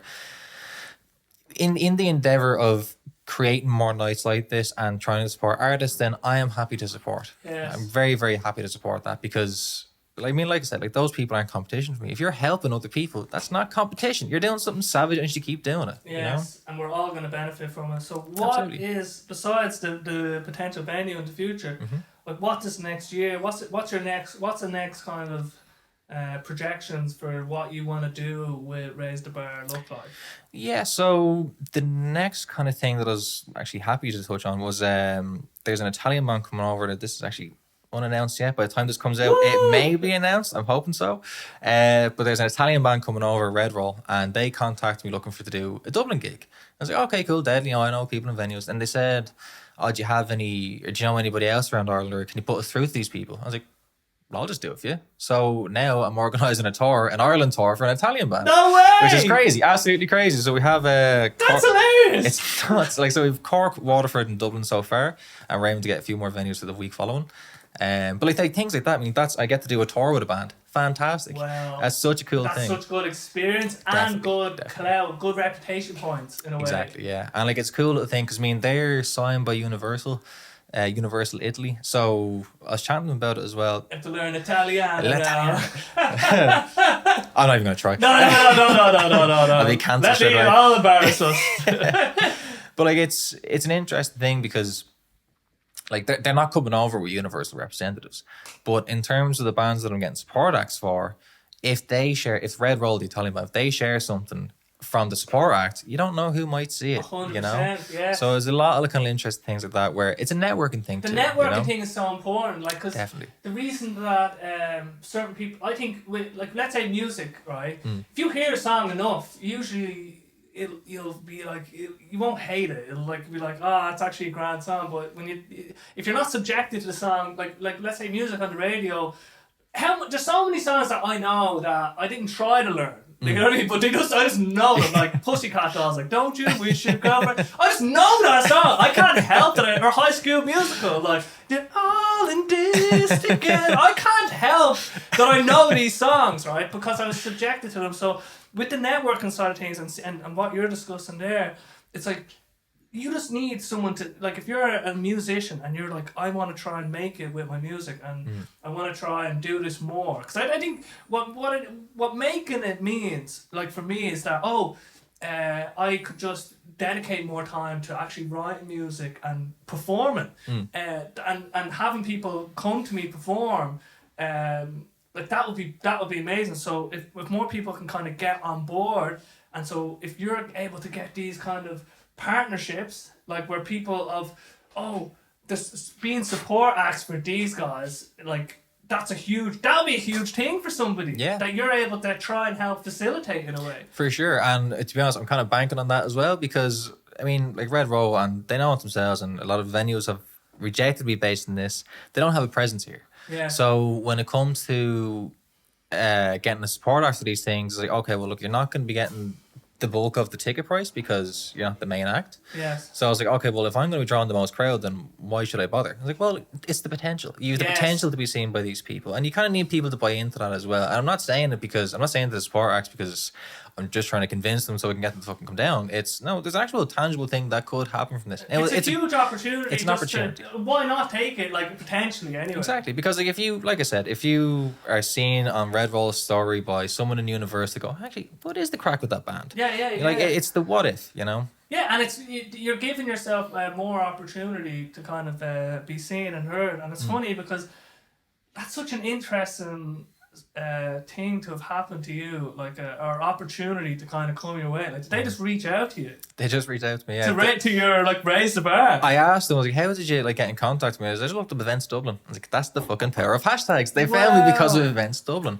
And they saw that I did a gig recently, whatever it was, and I was like, hey, can you do a Dublin gig for us? And now that was me being a total chancer going, well, look, I'll do the rest of the gigs for you as well. So the marketing stuff, it sounds like you have a good hold on it at the moment. It's going quite well, I have to say. Like, there's a couple of things that, like, I mean, I try to do certain things on certain days. That's always going to help. Hashtags are massively, massively important. Like, if you look up Raise the Bar events, if I'm not the first one, I'm definitely on the first page of Google results. Now, I didn't pay Google to do that shit. Yes. That's just because of my online presence. Interesting. Now, in terms of the other kind of marketing things, like paying for sponsored ads for other people and the other bands, like, you would think that the primary face of it is, you know, that's the band, that's their post. But Raise the Bar is on every single one. And it's cool, because like, if I go back over my analytics, since September, I think I've over 300,000 impressions across all my stuff. Yeah. That's nuts. That's absolutely nuts. Now, but I have 500 odd followers. You wouldn't think it necessarily reflects. But it does mean then that when someone goes, actually, hang on, they do gigs. Yes. And then you get an opportunity. It's brand awareness. Brand imprinting. It's great. Like, it's absolutely great. Like, so. And then when people see, our brain can't help but associate particular patterns with a particular entity. Like, for example, years ago, right, I won a competition on Facebook, a local portion of wings, I think, down at Pasta Pizza, right? And then I won something else, right? So I won two things, right? And then I was just a winner guy. Everyone thought, you're always winning them things. It's like, I've just done it. Once you've done it twice, right? There's something in our head that says, I think it's an Irish thing. I don't know if it's just an Irish thing, but let's say you fall once, right? It's like, oh, whatever. But if you fall twice, I'm like, oh, look, the faller, lad. He's always falling. It's like, all he did was fall twice, right? But now you're the always guy now, right? So with with brand awareness, once people say, oh, you might see it once, it's like whatever. Then you see it again, your brain's like, oh, what's going on here? There's bands playing at this event thing all the time. It's always a different event. And even for a musician, they might think, oh, I need to get in touch with this person because they're doing it. It gives. Everything is kind of smoke and mirrors in a way, because you're just one guy, let's say, that's doing this, doing all the marketing. They're reaching out to you thinking that you know what you're at. You know what I mean? And but at some level that's true. But at another level, it's like we were saying before, it's like none of us really know what we're doing. But if we're called upon, we'll hopefully answer the call as best as we can. Absolutely. Like it's just a really, really funny thing, I have to say. And like it does. It comes with consistency too, because if they looked up Dublin events and then they saw my page and they go, okay, so he does a bit of a lead up to the event, he has his own posters, he does this kind of stuff. They're seeing the work that goes into it, so they're thinking, oh, this actually might be a valuable person to come to do an event with. Now, there's a methodology. There's methodology there, and at least, the makings of. Yeah. But like, I mean, then like it just comes to just being a chance or two. I mean, like I don't have contacts around Ireland, but I can email a venue. I can give someone a call. I can establish these contacts, so that's pretty much what I've done. So I mean, now I've like, and then it forces your agenda in a way. You're like, oh, now I was thinking about maybe reaching out to them, but now I have a reason to. Now I have to. Exactly. Otherwise, I'm gonna have to promise them so much. And funnily enough, like that's actually even just like the other day, they got in touch with me and they're asking for kind of updates on it.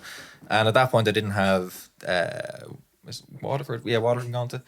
And they're just basically, you know, let us know what the crack is because we need to book flights the next 20 days. I was like, okay, well, that's the fire. So better get on my shit. And straight away, it was just like, all right, well, look, I'll just start ringing people because waiting for emails back just takes too long. Yeah. And like, I hate phone calls. I hate ringing people. I'm generally quite an anxious person. Like, so I was like, well, fuck it, I have to now. I have to do this now. You have to, you're pushed. You're pushed. And like either, because it'll either just be a yes or a no again. Do you know what I mean? I go back to the band and say, Joe, we didn't get the venues, but we do have these, so we'll go with that.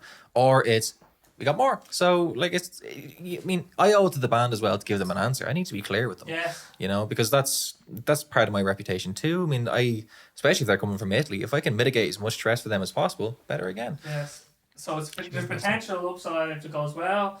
If it doesn't go well, your name will be tarnished forever for them. For that, I mean, you'd have to do something fairly catastrophic, but like that's what I mean. But that's the point. Like if it doesn't go well, they won't use you again. That's it. Exactly. That's the potential. And they're potentially going away saying, "Yeah, that was raised the bar cunts in Dublin." Like there. Yeah, and if someone talks about them again, it's like, "Oh, it didn't work out with them." Exactly. And that's all they remember. That's all they remember, if it went well or not. Exactly. Or at the very least, I mean, we have venues now and we're waiting for confirmation from support acts, but at the very least, if you don't sell the tickets and everything else, if they can walk away going, well, that dude tried his best. He tried his best. You know, that's all I can do. Exactly. You know? If you have to give a good sense of I am being honest and transparent, and it's the same with my old boss Killian. Like I've brought up this in the previous podcast, but he says you're born with like two virginities, like, and one is your reputation, and if that's fucked, like, it's over basically, because it's just we're so instinctively aware of what's the perception of somebody, let's say, because it would have served us well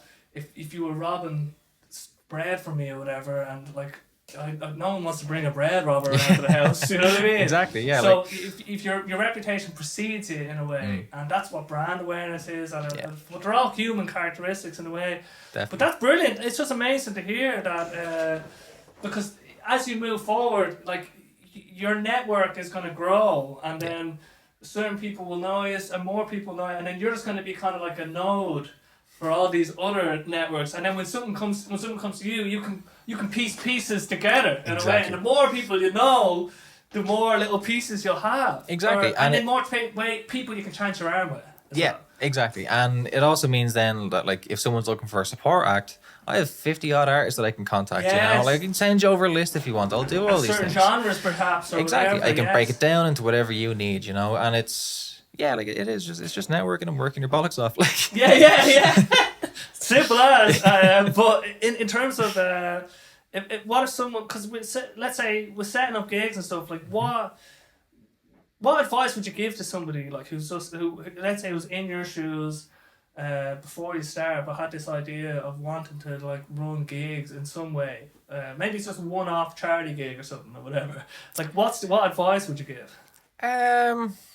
You know, it's I guess it's easy for me to say, but it's not really the most difficult thing in the world because like you need a venue and you need musicians. Yeah. Then It's not like a math equation, but it's... Yeah, you know, like it's kind of, well, obviously you need a venue, obviously you need musicians. So then after that, it's how you decide to break it down. So you then have to decide your ticket price. You then have to decide what your selling platform is going to be. And that's pretty much it. Like, there's not really a massive amount goes into it. The work that goes into it is the consistency. That's the work. Yeah, it's the But the work. actual individual event itself is very, very it's like, oh, doable. there's these things. The thing, it's not a complicated thing. Not But particularly. it's a hard thing. Or Do it you know just what? takes graft. It takes graft and it's project management. I did a day course in project management. It's Now I'm a master. Now I'm a master. But like it's Now look at me. the best. Yeah. Project management middle name. It's setting a timeline for yourself, I suppose. You know, it's okay. I am at today. I know that the event is in a month. I know that I need a venue, and I know that I need artists.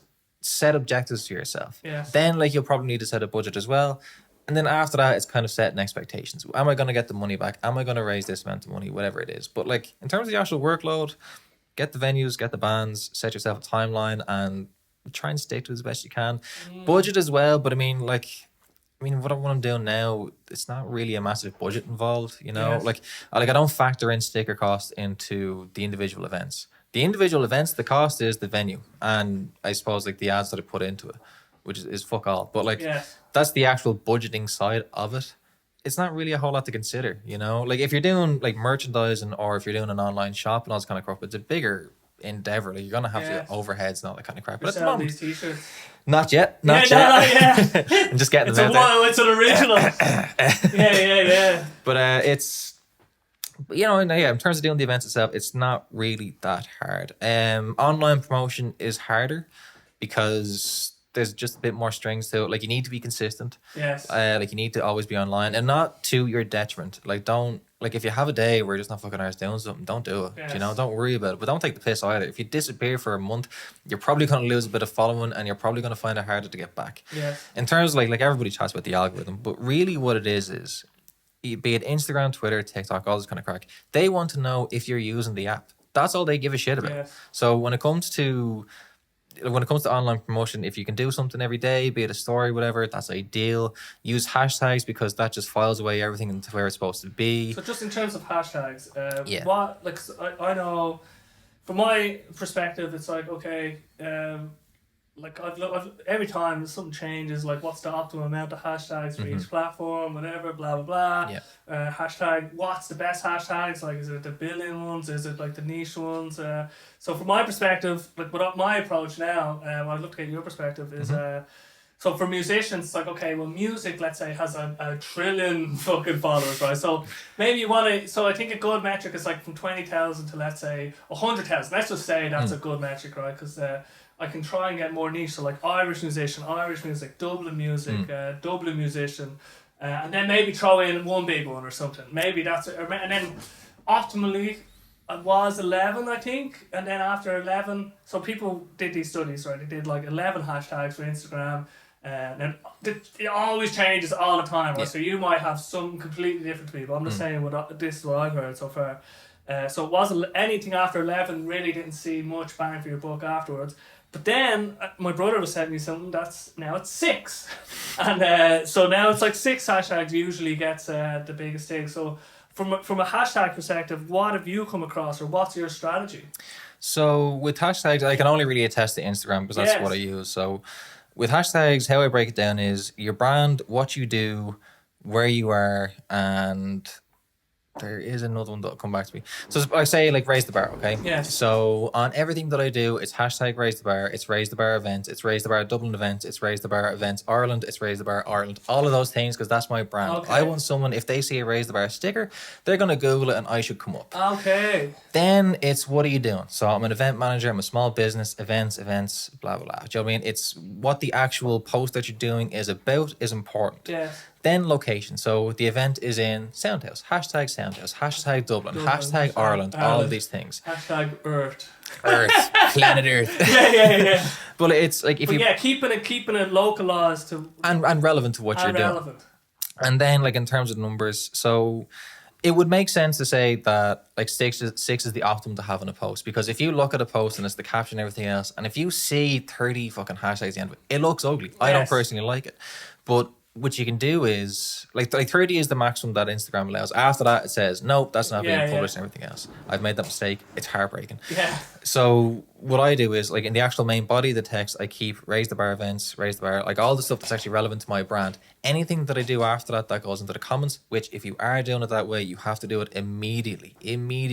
My thing is like create the post on Instagram, like have the pictures, the caption all written out, go to your notes page, copy and paste whatever hashtags that you want to use or copy, then go back to the thing, publish. As soon as that published, go into the comments and paste instantly. And then those will count.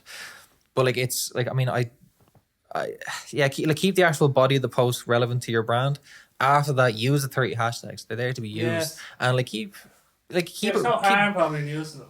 Do you know what I mean? There's no harm at all, because someone might come across, what's the crack with small businesses? Oh shit, events, cool. Or like, what's the crack? Now, music is kind of a funny one, like hashtag music, because I think it's like 100 million. Yeah, it could be more. Probably more, probably approaching billion at this stage. Yeah.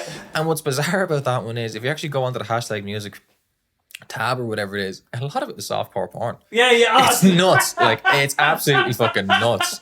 Like, because I followed it for a bit and was like, this is actually nothing to do with music. Whoa. Like, this is like, I mean, cool, but like, this is a bit of a distraction, so I had to unfollow. But like, I mean, like hashtag music is still a popular one to use, so why not do it? You know, or like new music and all these things, or Dublin artists, Irish artists, all these things. But keep it relevant and use all 30, and make sure, like Basil Breen, you should have hashtag Basil Breen on everything you do, because when someone looks up Basil Breen, they'll find your Instagram page. Come on because of that. Exactly, and then even like it translates to. So it's like SEO, like in a way. That's exactly what it is. It is SEO. It means then, because when I do events or through Eventbrite, they ask you to put in hashtags as well. So you do like Dublin, Ireland, all that kind of crack. But I also do raise the bar events. Now, no one's going to look up Eventbrite raise the bar. But it means then, like I said, when someone sees a sticker, they're going to go, oh, raise the bar. Oh, an Instagram page. Oh, an Eventbrite page as well. It's linked. Oh, yes. Exactly. Like your online presence is linked to your hashtag. So your brand, Basil Breen, Basil, hashtag Breen, the whole lot of it. Do it all. When someone looks up Basil, they want to see, you want them to see it. Different amalgamations of Basil. Exactly. So like, for anyone that's a musician or a brand or a business, whatever it is, you should have hashtag whatever, because even as well, like if someone clicks on hashtag raise the bar events on an Instagram thing, they're going to see all the shit that I've done, you know? So like they're really important to use. I think that would be the most important one, is just your brand on it. Anything after that, whatever, but like your brand should definitely be hashtagged. Because the more your hashtag, your personal branded hashtag is on. Because at first I was thinking, I love this perspective, because in my head I was thinking, well, no one else is using that hashtag, so what's the point? But it actually, the way you're describing it, hang on a minute, there's a different reason why you do that. It's because if your hashtag is out there floating in more places, when someone does come looking, then you're going to pop up in more places. Exactly. Like raise the bar events is now, because I'm looking up on my phone, I'm not too sure if it's biased or not. But when I look it up, raise the bar events, when you Google that, I'm the first thing that comes up. Yes. That's because of hashtags. And like there's so many raise the bars across Ireland, across Europe, across the fucking world. Raise the bar is a common as muck thing. You know what I mean? Like, but it's because I've used it. Raising it as much as me. No, I'm raising the bar the most.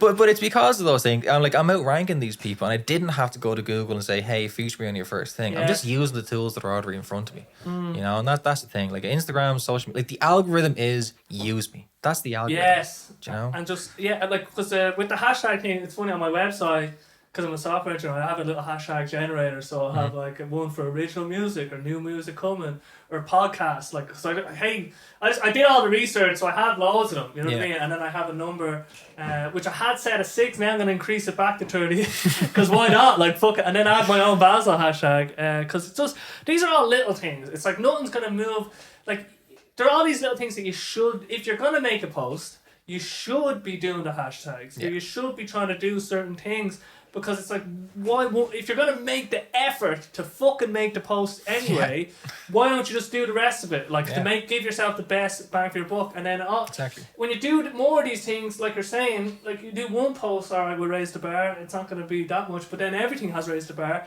It all adds to the whole ecosystem. Exactly. It's your online link. That's what hashtags basically are. Hashtags are a filing system. Yes. Basically, if you look up music, that's the file of music. If you look up Raise the Bar, I'm that file. Yes. You know, like they're very, very powerful tools, and I really encourage everybody to use them because I get it. They're ugly as fuck. Like they're so fucking ugly, and it's just you can hide them and you can do whatever else, but it doesn't matter.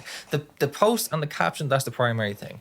The way you get that out to people is irrelevant. Yeah. And people don't give a shit. People understand why hashtags are being used. They don't care. Like it's people see. I think people are like.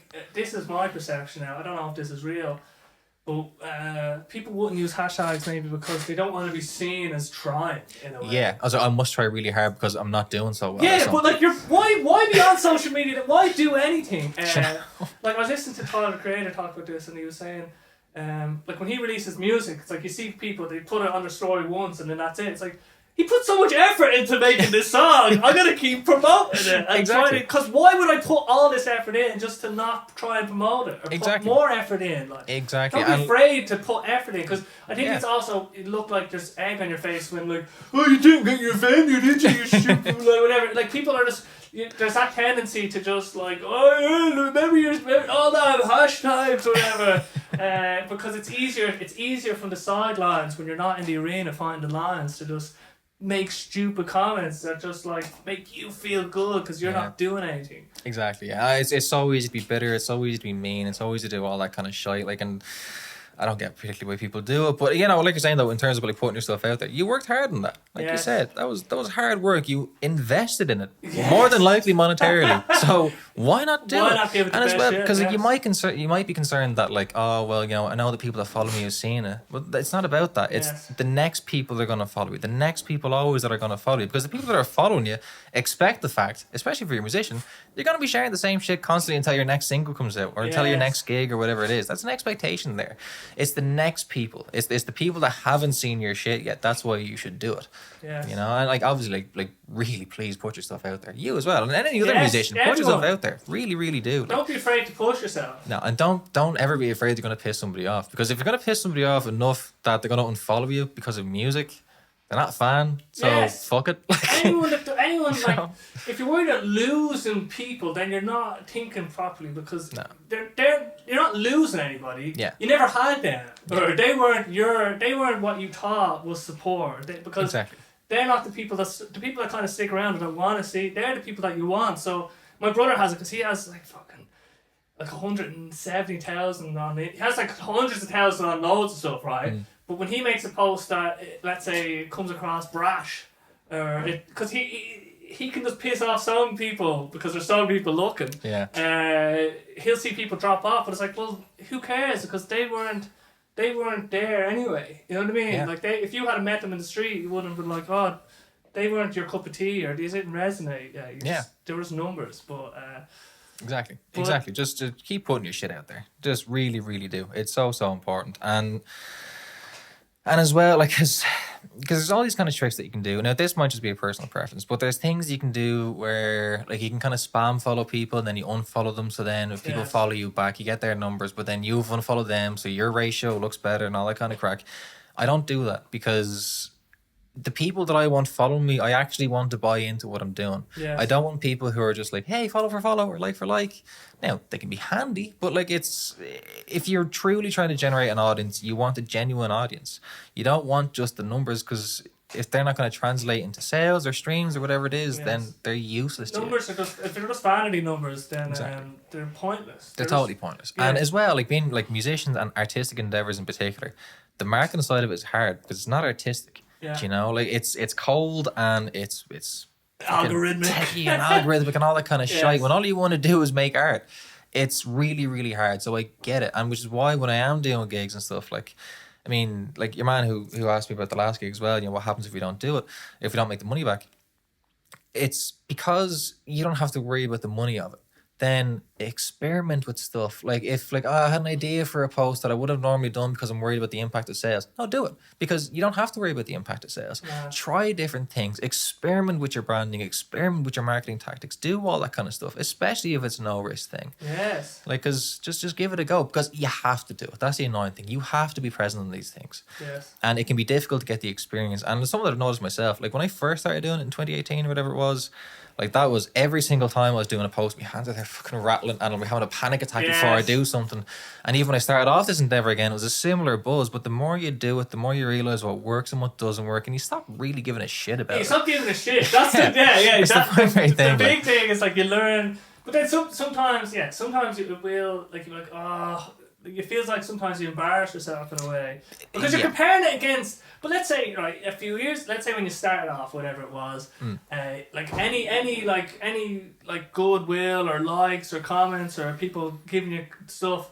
It was like sparser, right? And because when you get a little bit more of it, then when you don't see the same result, you're like, Yeah. oh, it's not happening. But you would have been delighted with like anything a few months ago or whatever, Exactly. or a few years ago, and it's like you're just comparing it against the new standard or whatever. Yeah. Like, I was talking to Emma O'Brien about he did a gig, he did 2 gigs in 1 week, and the second one, like 3 to 10 people came or something, Yeah. right? And it was fuck all, but the fact people were there to watch him, like fundamentally, even if it was like if Eminem got 20,000 or he had 3 people, it's like, well, either way, right? It's cool that people came out to see what you were doing in a way. Absolutely. Like it's what I like is it's the power of one. It's I reached one person or one person Yes. came out to see me. That's such a low bar that anything after that should be golden. You know, Yes. like it's like a lot of it is kind of managing expectations. And if your expectations are so low that anything that happens after that is Yes. deadly, then that's where your expectations It's should all be. expectations. That's Exactly. so interesting. That's where the suffering comes from because, Definitely. from social media because Yeah. you thought, oh, this was going to be front page in the newspapers because it's such a great post or whatever. Yeah. Or but if you're thinking that, then you're always going to fail. Whereas it's all just, for me, promotion stuff is just like, it's part of just being on the hamster wheel of promotion. No one thing. Like, obviously, there's certain things that I'm more proud of. I put a video up where because I've been learning piano for I know. maybe over the last year, and I hadn't put any video of me doing piano, and the video I put up, I was practicing that for ages, for weeks, because I was like, I want to do this video for the song, and so that was the culmination of fucking so much practice, right? So I am real proud of that. I was like, I'm actually happy. I can't believe I had this vision of me doing it, and I did it. And I have this other one now where I have this.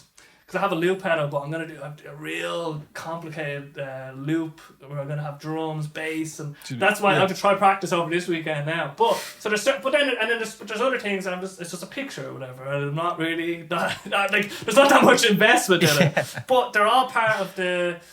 You don't want to get too involved. Like you don't want to be. I think you don't want to spam people in a way. Where it's like every fucking it depends on what the content. It's a tricky beast. Yeah. But I think variation is good and not just don't be berating people too much or something with the same exact thing. Yeah, no, definitely. I think having a good variety is very, very important. And even for my own thing, because it's not going to be impactful if every single day I'm telling you to come to my gig in a month. Yeah. That'll just piss people off. You Because nobody likes being sold to every single minute of the day. Every time you see you, how are you getting on? Oh, you have that gig next month. You coming? Hey, you coming? I come that gig. Did you get a ticket? I know you didn't. Yeah, you said it yesterday, remember? Do you know, that will just piss people off. So doing what I do is I do a Sunday song, which is a promotion of all the previous artists that I've had on, and it's a weekly thing. It's a nice little piece. It's in going that little step further in terms of promotion and supporting the acts that I previously had and all that kind of stuff. It's just a nice kind That's of a good thing. one, yeah. It just breaks up the kind of monotony of it. And then because there's other things where so really you shouldn't do say 3 posts in a day plus stories. It's a bit too much. But when I'm doing things like Meet the Acts, I don't want the first act that I do to have a day longer than the second act. Will have 2 days longer than the third act. I'll do it in a day. Yeah. But you can space it out. So 10, 1, 4 Yes, or whatever it is. Kind of break it up a little bit. Now, if you were to read anything, it'll say don't do this many posts in a single day. But there's a reason why I'm doing it. So it's people kind of get it. And it's like, I'm seeing it must be a Wednesday because I'm seeing Meet the Acts. Yes. So I'm expecting to see 3 posts. And do it because it makes sense, not because you read something that has to be done a certain way. Yes. Yeah, people. It depends on what it is you're doing. So you have things like the Sunday song, Meet the Acts. These are good blocks of good content that are different variations from each other. And I think that's the important thing is trying to figure out Like even for myself, I'm like, okay, with the Nelson video, I'm like, okay, I have like comedy videos, but I also want some musical. How many ways can I perform the song in a way that's different, and then not just me doing the same thing? Yeah. So there's all these. But once you have a handful of these little things, then you can keep things interesting, and then you, like the podcast is another part of that as well. Yeah. Like it's just more variation, and then because really what you want, like potentially, is like when people come in, and they let you into their heart in a way. That's the way it is. Then you have more clout and more credibility. So then you can put on bigger gigs. You can keep pursuing what you want to do more when you have investment or backing in what you're doing in a way. Yeah, because like, you don't want to also be kind of seen as too one note either, because it's like nobody wants to just see the same thing over and over again. Yeah. But if like for my things, like okay, well he's an event manager, he's a promoter, but like there are kind of other little interesting things he does in and around music. Like if I just suddenly start talking about sport, which I love, I'm very passionate about sport, I'm gonna drive people away. They don't follow me for sport, they follow me for music, you know. So it's just being aware of what you do. Don't be too fucking same old every single time. And as well, if you're selling gigs or if you're selling music, don't sell all the time. You don't have to, you know, like you're going to drive more people away and you're going to impact your sales ultimately, you know? So kind of mix it up a bit, keep it as fresh as you can. Don't want to it's like there's a balance. Yeah, for sure. Yeah. There definitely is. So you have to like be able to promote yourself, but not do it like just like constantly in a weird way. Just the same thing. There is a balance. There's obviously a sweet spot. Yeah. In a way but you won't find a sweet spot unless you put stuff out, and like you have to be self-awareness. I think is the ultimate skill in every domain, because it's like if you're not now obviously we're deluding ourselves, we're biased in certain directions or whatever, but being like self-critical, like it not too, like you don't want to be too self-critical. Like you have to have your back a little bit, but you also have to be like, alright, don't get too big for your boots in a weird way. So for sure, there's that kind of balance, but yeah, my bladders I think is gonna burst any moment now. But I'm not too bad now. But is there anything else that you'd want to get out? I think we got into loads of good stuff here. Do you know what? Actually, I am gonna go for a quick piss, and then I'll come back to this question. Yeah, please. We'll be right back. Yeah, because I'm that's still recording, but now this is also recording, and we're back. We're back. Sweet. We're just talking about how cool we are and how great, and everyone should just listen to the podcast. But, for sure. But no, on the marketing side, it's just interesting to see how much you've thought about the whole thing, which is real refreshing. Because I think people, if you're gonna do something, it's like I like your kind of your chutzpah in a way. Like if you're gonna do it, you might as well look into how to do it as best as you can in a way. For sure. And like, I mean, I've taught myself the hard way. I mean, I was never a social media person. My first kind of dip into it was in 2018 as a 19-year-old, full of hormones, full of self-consciousness and everything else. I still threw myself out there and suffered for it, but like that's how I now know. And I came away with a lot of experience on it. I learned a lot just from doing it. And then also taking a couple of years break to come back to it. I was like, okay, well now I know exactly what I want to do. Yeah. And I've had a lot of time to think about it as well. So, I mean, I learned the hard way. And I mean, I'm happy to be able to have a platform now where I can say, do these things. Because if people can do it in a less hard way, better again, you know? Yeah, you're like, oh wait, don't do this. Do it this way because I've learned. Yeah, learn from my mistakes, you know? But that's hopefully... I suppose it's the ethos of like raise the bar. Like we're raising the bar for everybody. And so you're reaching out and not being afraid to help as well, or the way we look at, let's say, other events or whatever. It's not really competition. It's like, oh well, if the ecosystem gets better, then I'm going to be in the ecosystem as it gets better. For sure. And there's going to be more opportunities for everyone. So it's just it's just really, because I haven't even like this is literally the first time we've met. Like, I'm just really impressed with what you're doing, and I think it just all sounds great, and I just hope you continue on this path, like, and it's like what do you need to say that you haven't said already? If there's anything in your mind, I suppose you don't like my jumper. I love the jumper. I've actually been sitting here jealous of that jumper. I'm just making sure. I just wanted to get that in. I paid him to say that. No, sorry, go ahead. Sponsored. Yeah. No, the thing I want to touch on as well is I am in partnership with a couple of groups. Oh yeah. So I am in partnership with Safe Gigs Ireland, and they are a safety and nightlife kind of initiative. They do a lot of information sessions. They have a lot of information that they post online. And for my own thing, So what does safe gig mean? safe gig is a safe environment where people can go to gigs without being worried about being drugged, which is insane. That's actual concern. Yes. And general violence and sexual assault, all those kind of things. If it's in any way an aggression or an assault or anything Yes. else, then All the bad human all stuff. the bad shit. Yeah. You know, like I don't want that. Like I don't want them at my gigs. If you're going to be in Okay. any way like that, then steer the fuck away. Yes. And I encourage people as well. Like if you're at the gig and something happens, come to myself, come to a venue member of staff, say it. Don't be uncomfortable with the whole thing, because Yes. if you're not having fun, then I'm not having fun, and nobody's having fun. Yes, and then there's potential that incident is happening more. Exactly. Like, or it's going to happen throughout the night. Exactly, yeah. Or like if you don't say something and the person was on to the next target or whatever, you know, like that wouldn't be good for anybody. So Yeah. like safe gigs is really, really, really important. And I admire a lot what they're doing. I think they're based out in Cork. And they do a lot of information sessions. They ran their own event recently. They incorporated music into it as well, which I thought was really Yes. cool. So I'm very, very happy to be kind of an advocate for them.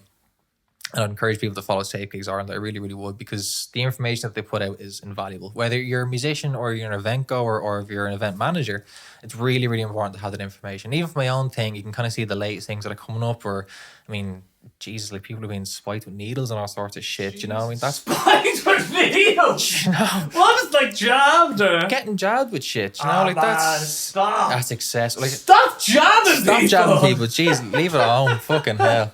Don't even know why we have to say that, but you should. I know, like a lot of these things you would think are common sense, but No, no, but that's just not. Like, unfortunately, we have to have the not that I conversation. understand drugging people, but like, just all of it is terrible. But I just think. It's a bit of an escalation or Yeah, something. yeah. It just What- seems- in what is already a horrible thing. Yeah. How could it get worse? You've been fucking injected. Sweet. Oh, shut up. That is Ridiculous. so terrible. That's terrifying. Do you know what I mean? But like, I mean, I'm not saying go follow I'm not saying follow safe gigs, go and frighten yourself, but like it's arming yourself with information is very, very Yes. important, and they are a hub for that. They have a lot of very, very good information. Even just tips and being safe online yourself as an attendee, they're very, very important to follow. So be a massive endorser of them, I have to say. Okay. So how can they sort of, I suppose it's just they provide more information that people can make use of. Pretty much, like they're an information center, Yes. and like for my own thing, the reality of it is as well, like I want to be seen to have safe gigs too. Oh yeah. That's obviously There's no jobs here. no jobs here. Like. But like if in the interim that like people can have a look at it and go, all right, well, this is how I stay safe and light out, because it's a big, big concern at the moment.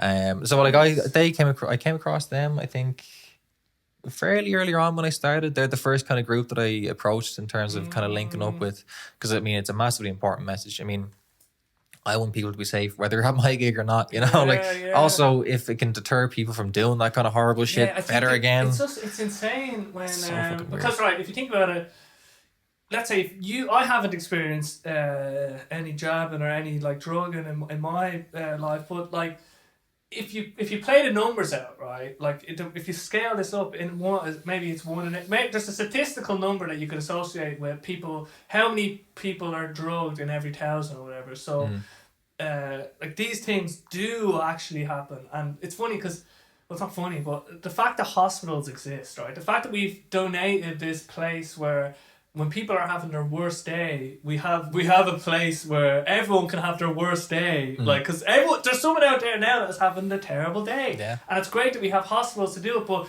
hospitals are evidence of like the statistical anomaly of disaster in a way. Like, it's hard to explain, but and same with this stuff. Like, some people might just think, like, sure, it's all grand or whatever, but these things do happen in a way. No, they really, really do. And unfortunately, they're a bit more, like any kind of prevalency is too much, but like it is concerning. And I'd like to think that the more people that are aware of it, again, it's all arming yourself with information. Like, because if you read something that goes, Jesus Christ, people are actually doing that, and you say it to enough people, if in the unfortunate circumstance that like within your circle is someone that does that kind of stuff, if they can be like, oh shit, I might actually get caught, or oh, people are actually really upset by this, which if you have to ask that question, I know, it's insane. But like, it's a deterrent. There's no nice way of putting it, but yeah, it's a deterrent in some sense. Yeah, do you know, and like I mean, even for my own thing, like if people are coming to my gigs and they know that I don't tolerate that shit, well then that should kind of It's already. like part of the message is Yeah. like, oh yeah, and all this shite is like definitely not tolerated here. Well, no, and I'm generally concerned for your safety as well. Do you mean like I Yes. want you to come have fun? I don't want you to come be worried about what's Worried going to about the happen. You know, stuff, it's like no, Jesus. like you're in a place where you can enjoy yourself, and if that's the point where you're questioning your enjoyment, well then you can go and talk to somebody about it, and you're not Yes. going to be like, ah, you're paranoid or whatever the fuck. It's like no, if you have an issue, we'll address it. It's an important thing to do. Yes. Very, very important thing to do. And just because I know we're at this for ages No, you're now. fine. Yeah, I'm great. Once I've emptied the bladder, I'm actually fine now. Another 4 hours to go. No, it has to keep going. But then like the other partnership that we're linked up with as well is Nutshell Irish Grunge. So they are a collective of 18 bands and they're all kind of primarily grunge, alt rock kind of thing. And their whole thing came about because they noticed, particularly in a kind of a post-pandemic world, that a lot of the venues were more interested in the safer bet of kind of putting on more mainstream music, and even just like promotion in Ireland and music promotion in Ireland can be quite difficult. So they came together to kind of cross promote each other and support each other's music and organize events for themselves, kind of thing.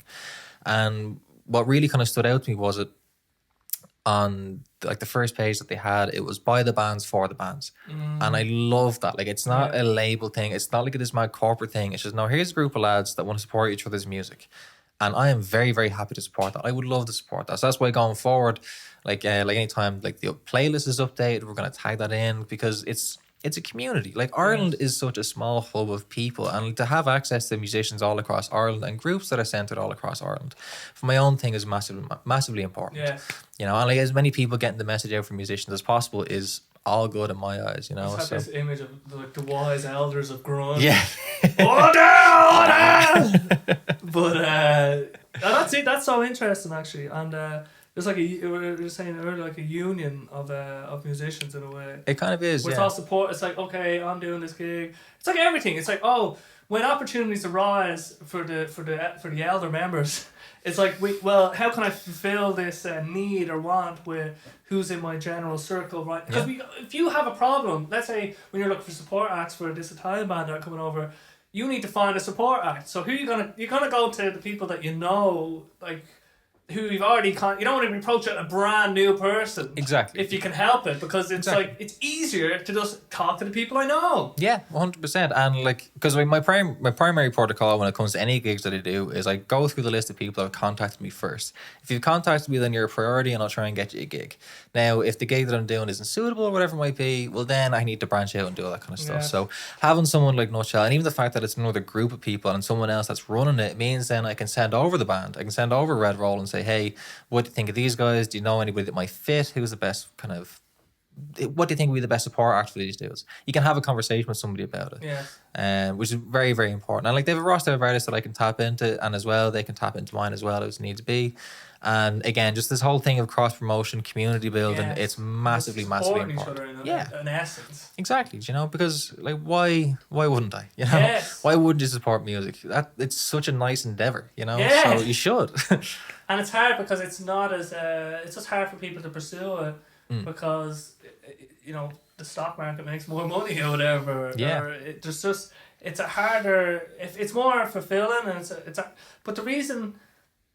The people that are able to keep pursuing it and persevere, it just makes it that much more special because it's just not an easy thing to do. And it's when I talk to so many people that are kind of just in this space of art, they're artists. Like, it's so funny, like even the term artist or all these obscure like entities in the world, and they're all doing they're looking at the world in a particular way and producing work in a particular way. It's a strange and beautiful thing to just witness, and then for you to be able to kind of just facilitate in a way. And then it's like, how do you build it? So let's say you build interest in a band or a singleton, let's say, but how do you do that in a way that it's actually just a general interest for the whole? So it's not just like one entity is like the primary source, because if you can get an interest in the scene, Exactly. then that's like where everyone's winning in a way. Yeah, definitely. Yeah. Definitely. Because it's It's such a cool scene here. It really, really is. And I mean, we're chatting about it in the car on the way over. Like, you have met so many artists that I never would have heard of, and I have so many artists that you never would have heard of. And like, we're both in Dublin. No, you're Skerries. I'm I know, but we're both in the pockets of county. these teams. Yeah. And still, there's that many artists that we have never come across. So many circles and pockets and niches and cliques, and it's like they're all just out there. And the more we can kind of cross pollinate in a way, the better. I just think, and then because everyone, the more again, it just comes back to. Just support and raising the bar and raising for the bar, all the bars. But yeah, no, that's funny because the partnerships are important. And is that it? Like for now, like the safe gigs, of course, and Nutshell Irish Brunch. So I would encourage everybody to follow those two. They're very, very cool. And follow Raise the Bar, of course. Follow Basil Breen. Yes. Follow. Share. Buy. Sell. But no, like, it's like doing all these things, be it you, me, and all the other partnerships and everything else. You're supporting music. You're supporting Irish industry. You're supporting Irish development. It's such a cool thing. And we're lucky as well, bizarrely, that like in a kind of post-pandemic world that there is such a thirst for this. There is such a thirst for events and musicians and everything else. And even the pandemic, because people had so much time, like the amount of artists that actually emerged from it is crazy. It's so fucking funny. Like, but it's like, I think it's going in a very, very good direction. And I think like I will be a facilitator in that. And anybody else who kind of touched off this project will be a facilitator as well. You know, like I'm here to build everybody up.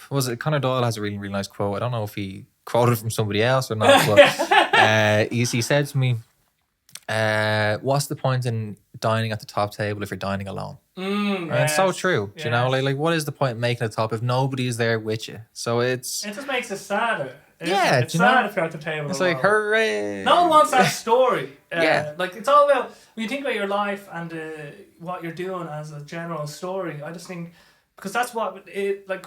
Story is the most fundamental metaphor for our own life, and for it ties into everything. Like things that have a beginning and an end. And then a story is like what happened in between, or the whole thing is the story. So when you think of everything, like life is fundamentally a story, right? So, and the fact that we get things out of stories resonate with us, music, everything has a beginning and an end. It's like a fundamental part of our reality, and we're all living a story. So it's like we might as well try and live one that's a good one that will make you it doesn't even have to be. It doesn't have to like be end with like the princess and the prince going away, but it gives you that like when I watch a movie.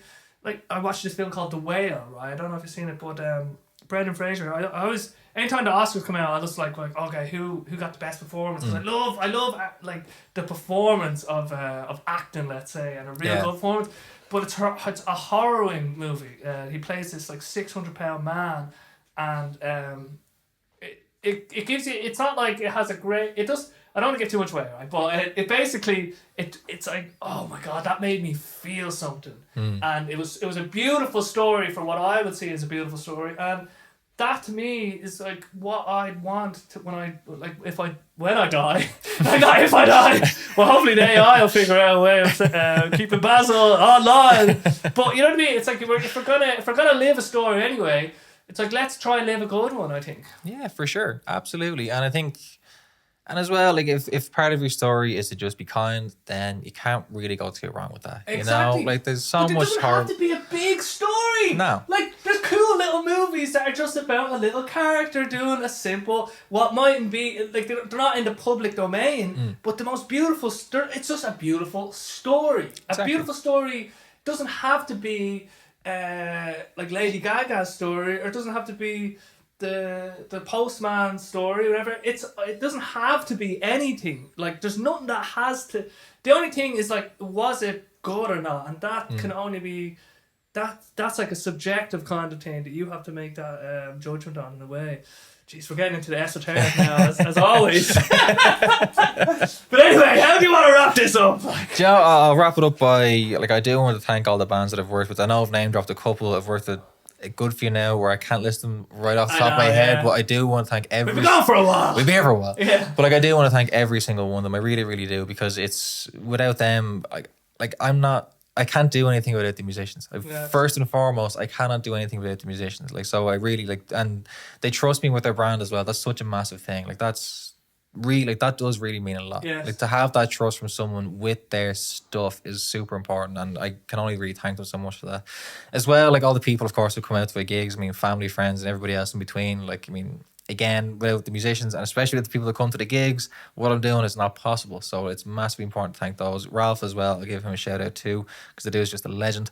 And the last thing, I actually have something for you, my man. Oh shit! A little gift for you, babe. Oh, what's going on? Check it out. Got some stickers for you. Da-da-da-da! And a fridge magnet for you. No way! A fucking fridge magnet. Oh, fridge magnet! Oh, fridge magnet! And a pack of stickers there for you as well. Oh, legend! Oh, we're gonna find somewhere for this. No way! That's deadly. Who does the design for this? I designed those ones. No way. That's pretty good. Yeah, What do you use software-wise? What did I use for those? Canva, actually. Canva. Yeah, Canva seems to be good. I use one called the last guest I had did Canva. Let's not see if that sticks anywhere. Yeah, we'll figure it. It'll be somewhere because people have given me things, and it's starting to make a little scene back there. Deadly. But no, I really appreciate that. Hopefully, I'll get a Zoom. I won't Zoom it. I'm not editing shit, man. Editing is so annoying, man. Oh yeah. That's why I like just click and go. But I think for me, it says a lot that from what you said, the transparency, how open and candid you've been about the whole process, about your vision, the fact that I'm only meeting you today for the first time. Like, my impression is that you're in a good place to be doing what you're doing for the betterment of mankind in a way. Like, I think I'm really impressed, and I think the values that you espouse and have espoused on the podcast and seem to share from my momentary meeting are very aligned with what I see would make the world a better place. Like, so I appreciate you coming down. No, and give me the stickers. You're most welcome. And look, thank you as well for having me on here, because again, like, people like yourself, you get musicians, you get people out like myself out there. So thank you as well. I truly appreciate your time here. Yes, thank you so we'll much. get this story out. And yeah, we'll catch you at the next Raise the Bar event. Oh yeah, actually, next event is the first Wednesday in April, is April 5th, and the Italian band are coming over for the 18th, 19th and 20th of May. The first Wednesday every month up until June as well, Wednesdays in the basement of Fibbers as well. Brilliant! Down to the basement! Get to the basement. Yeah. Anyway, we'll catch you in the next one! Woo!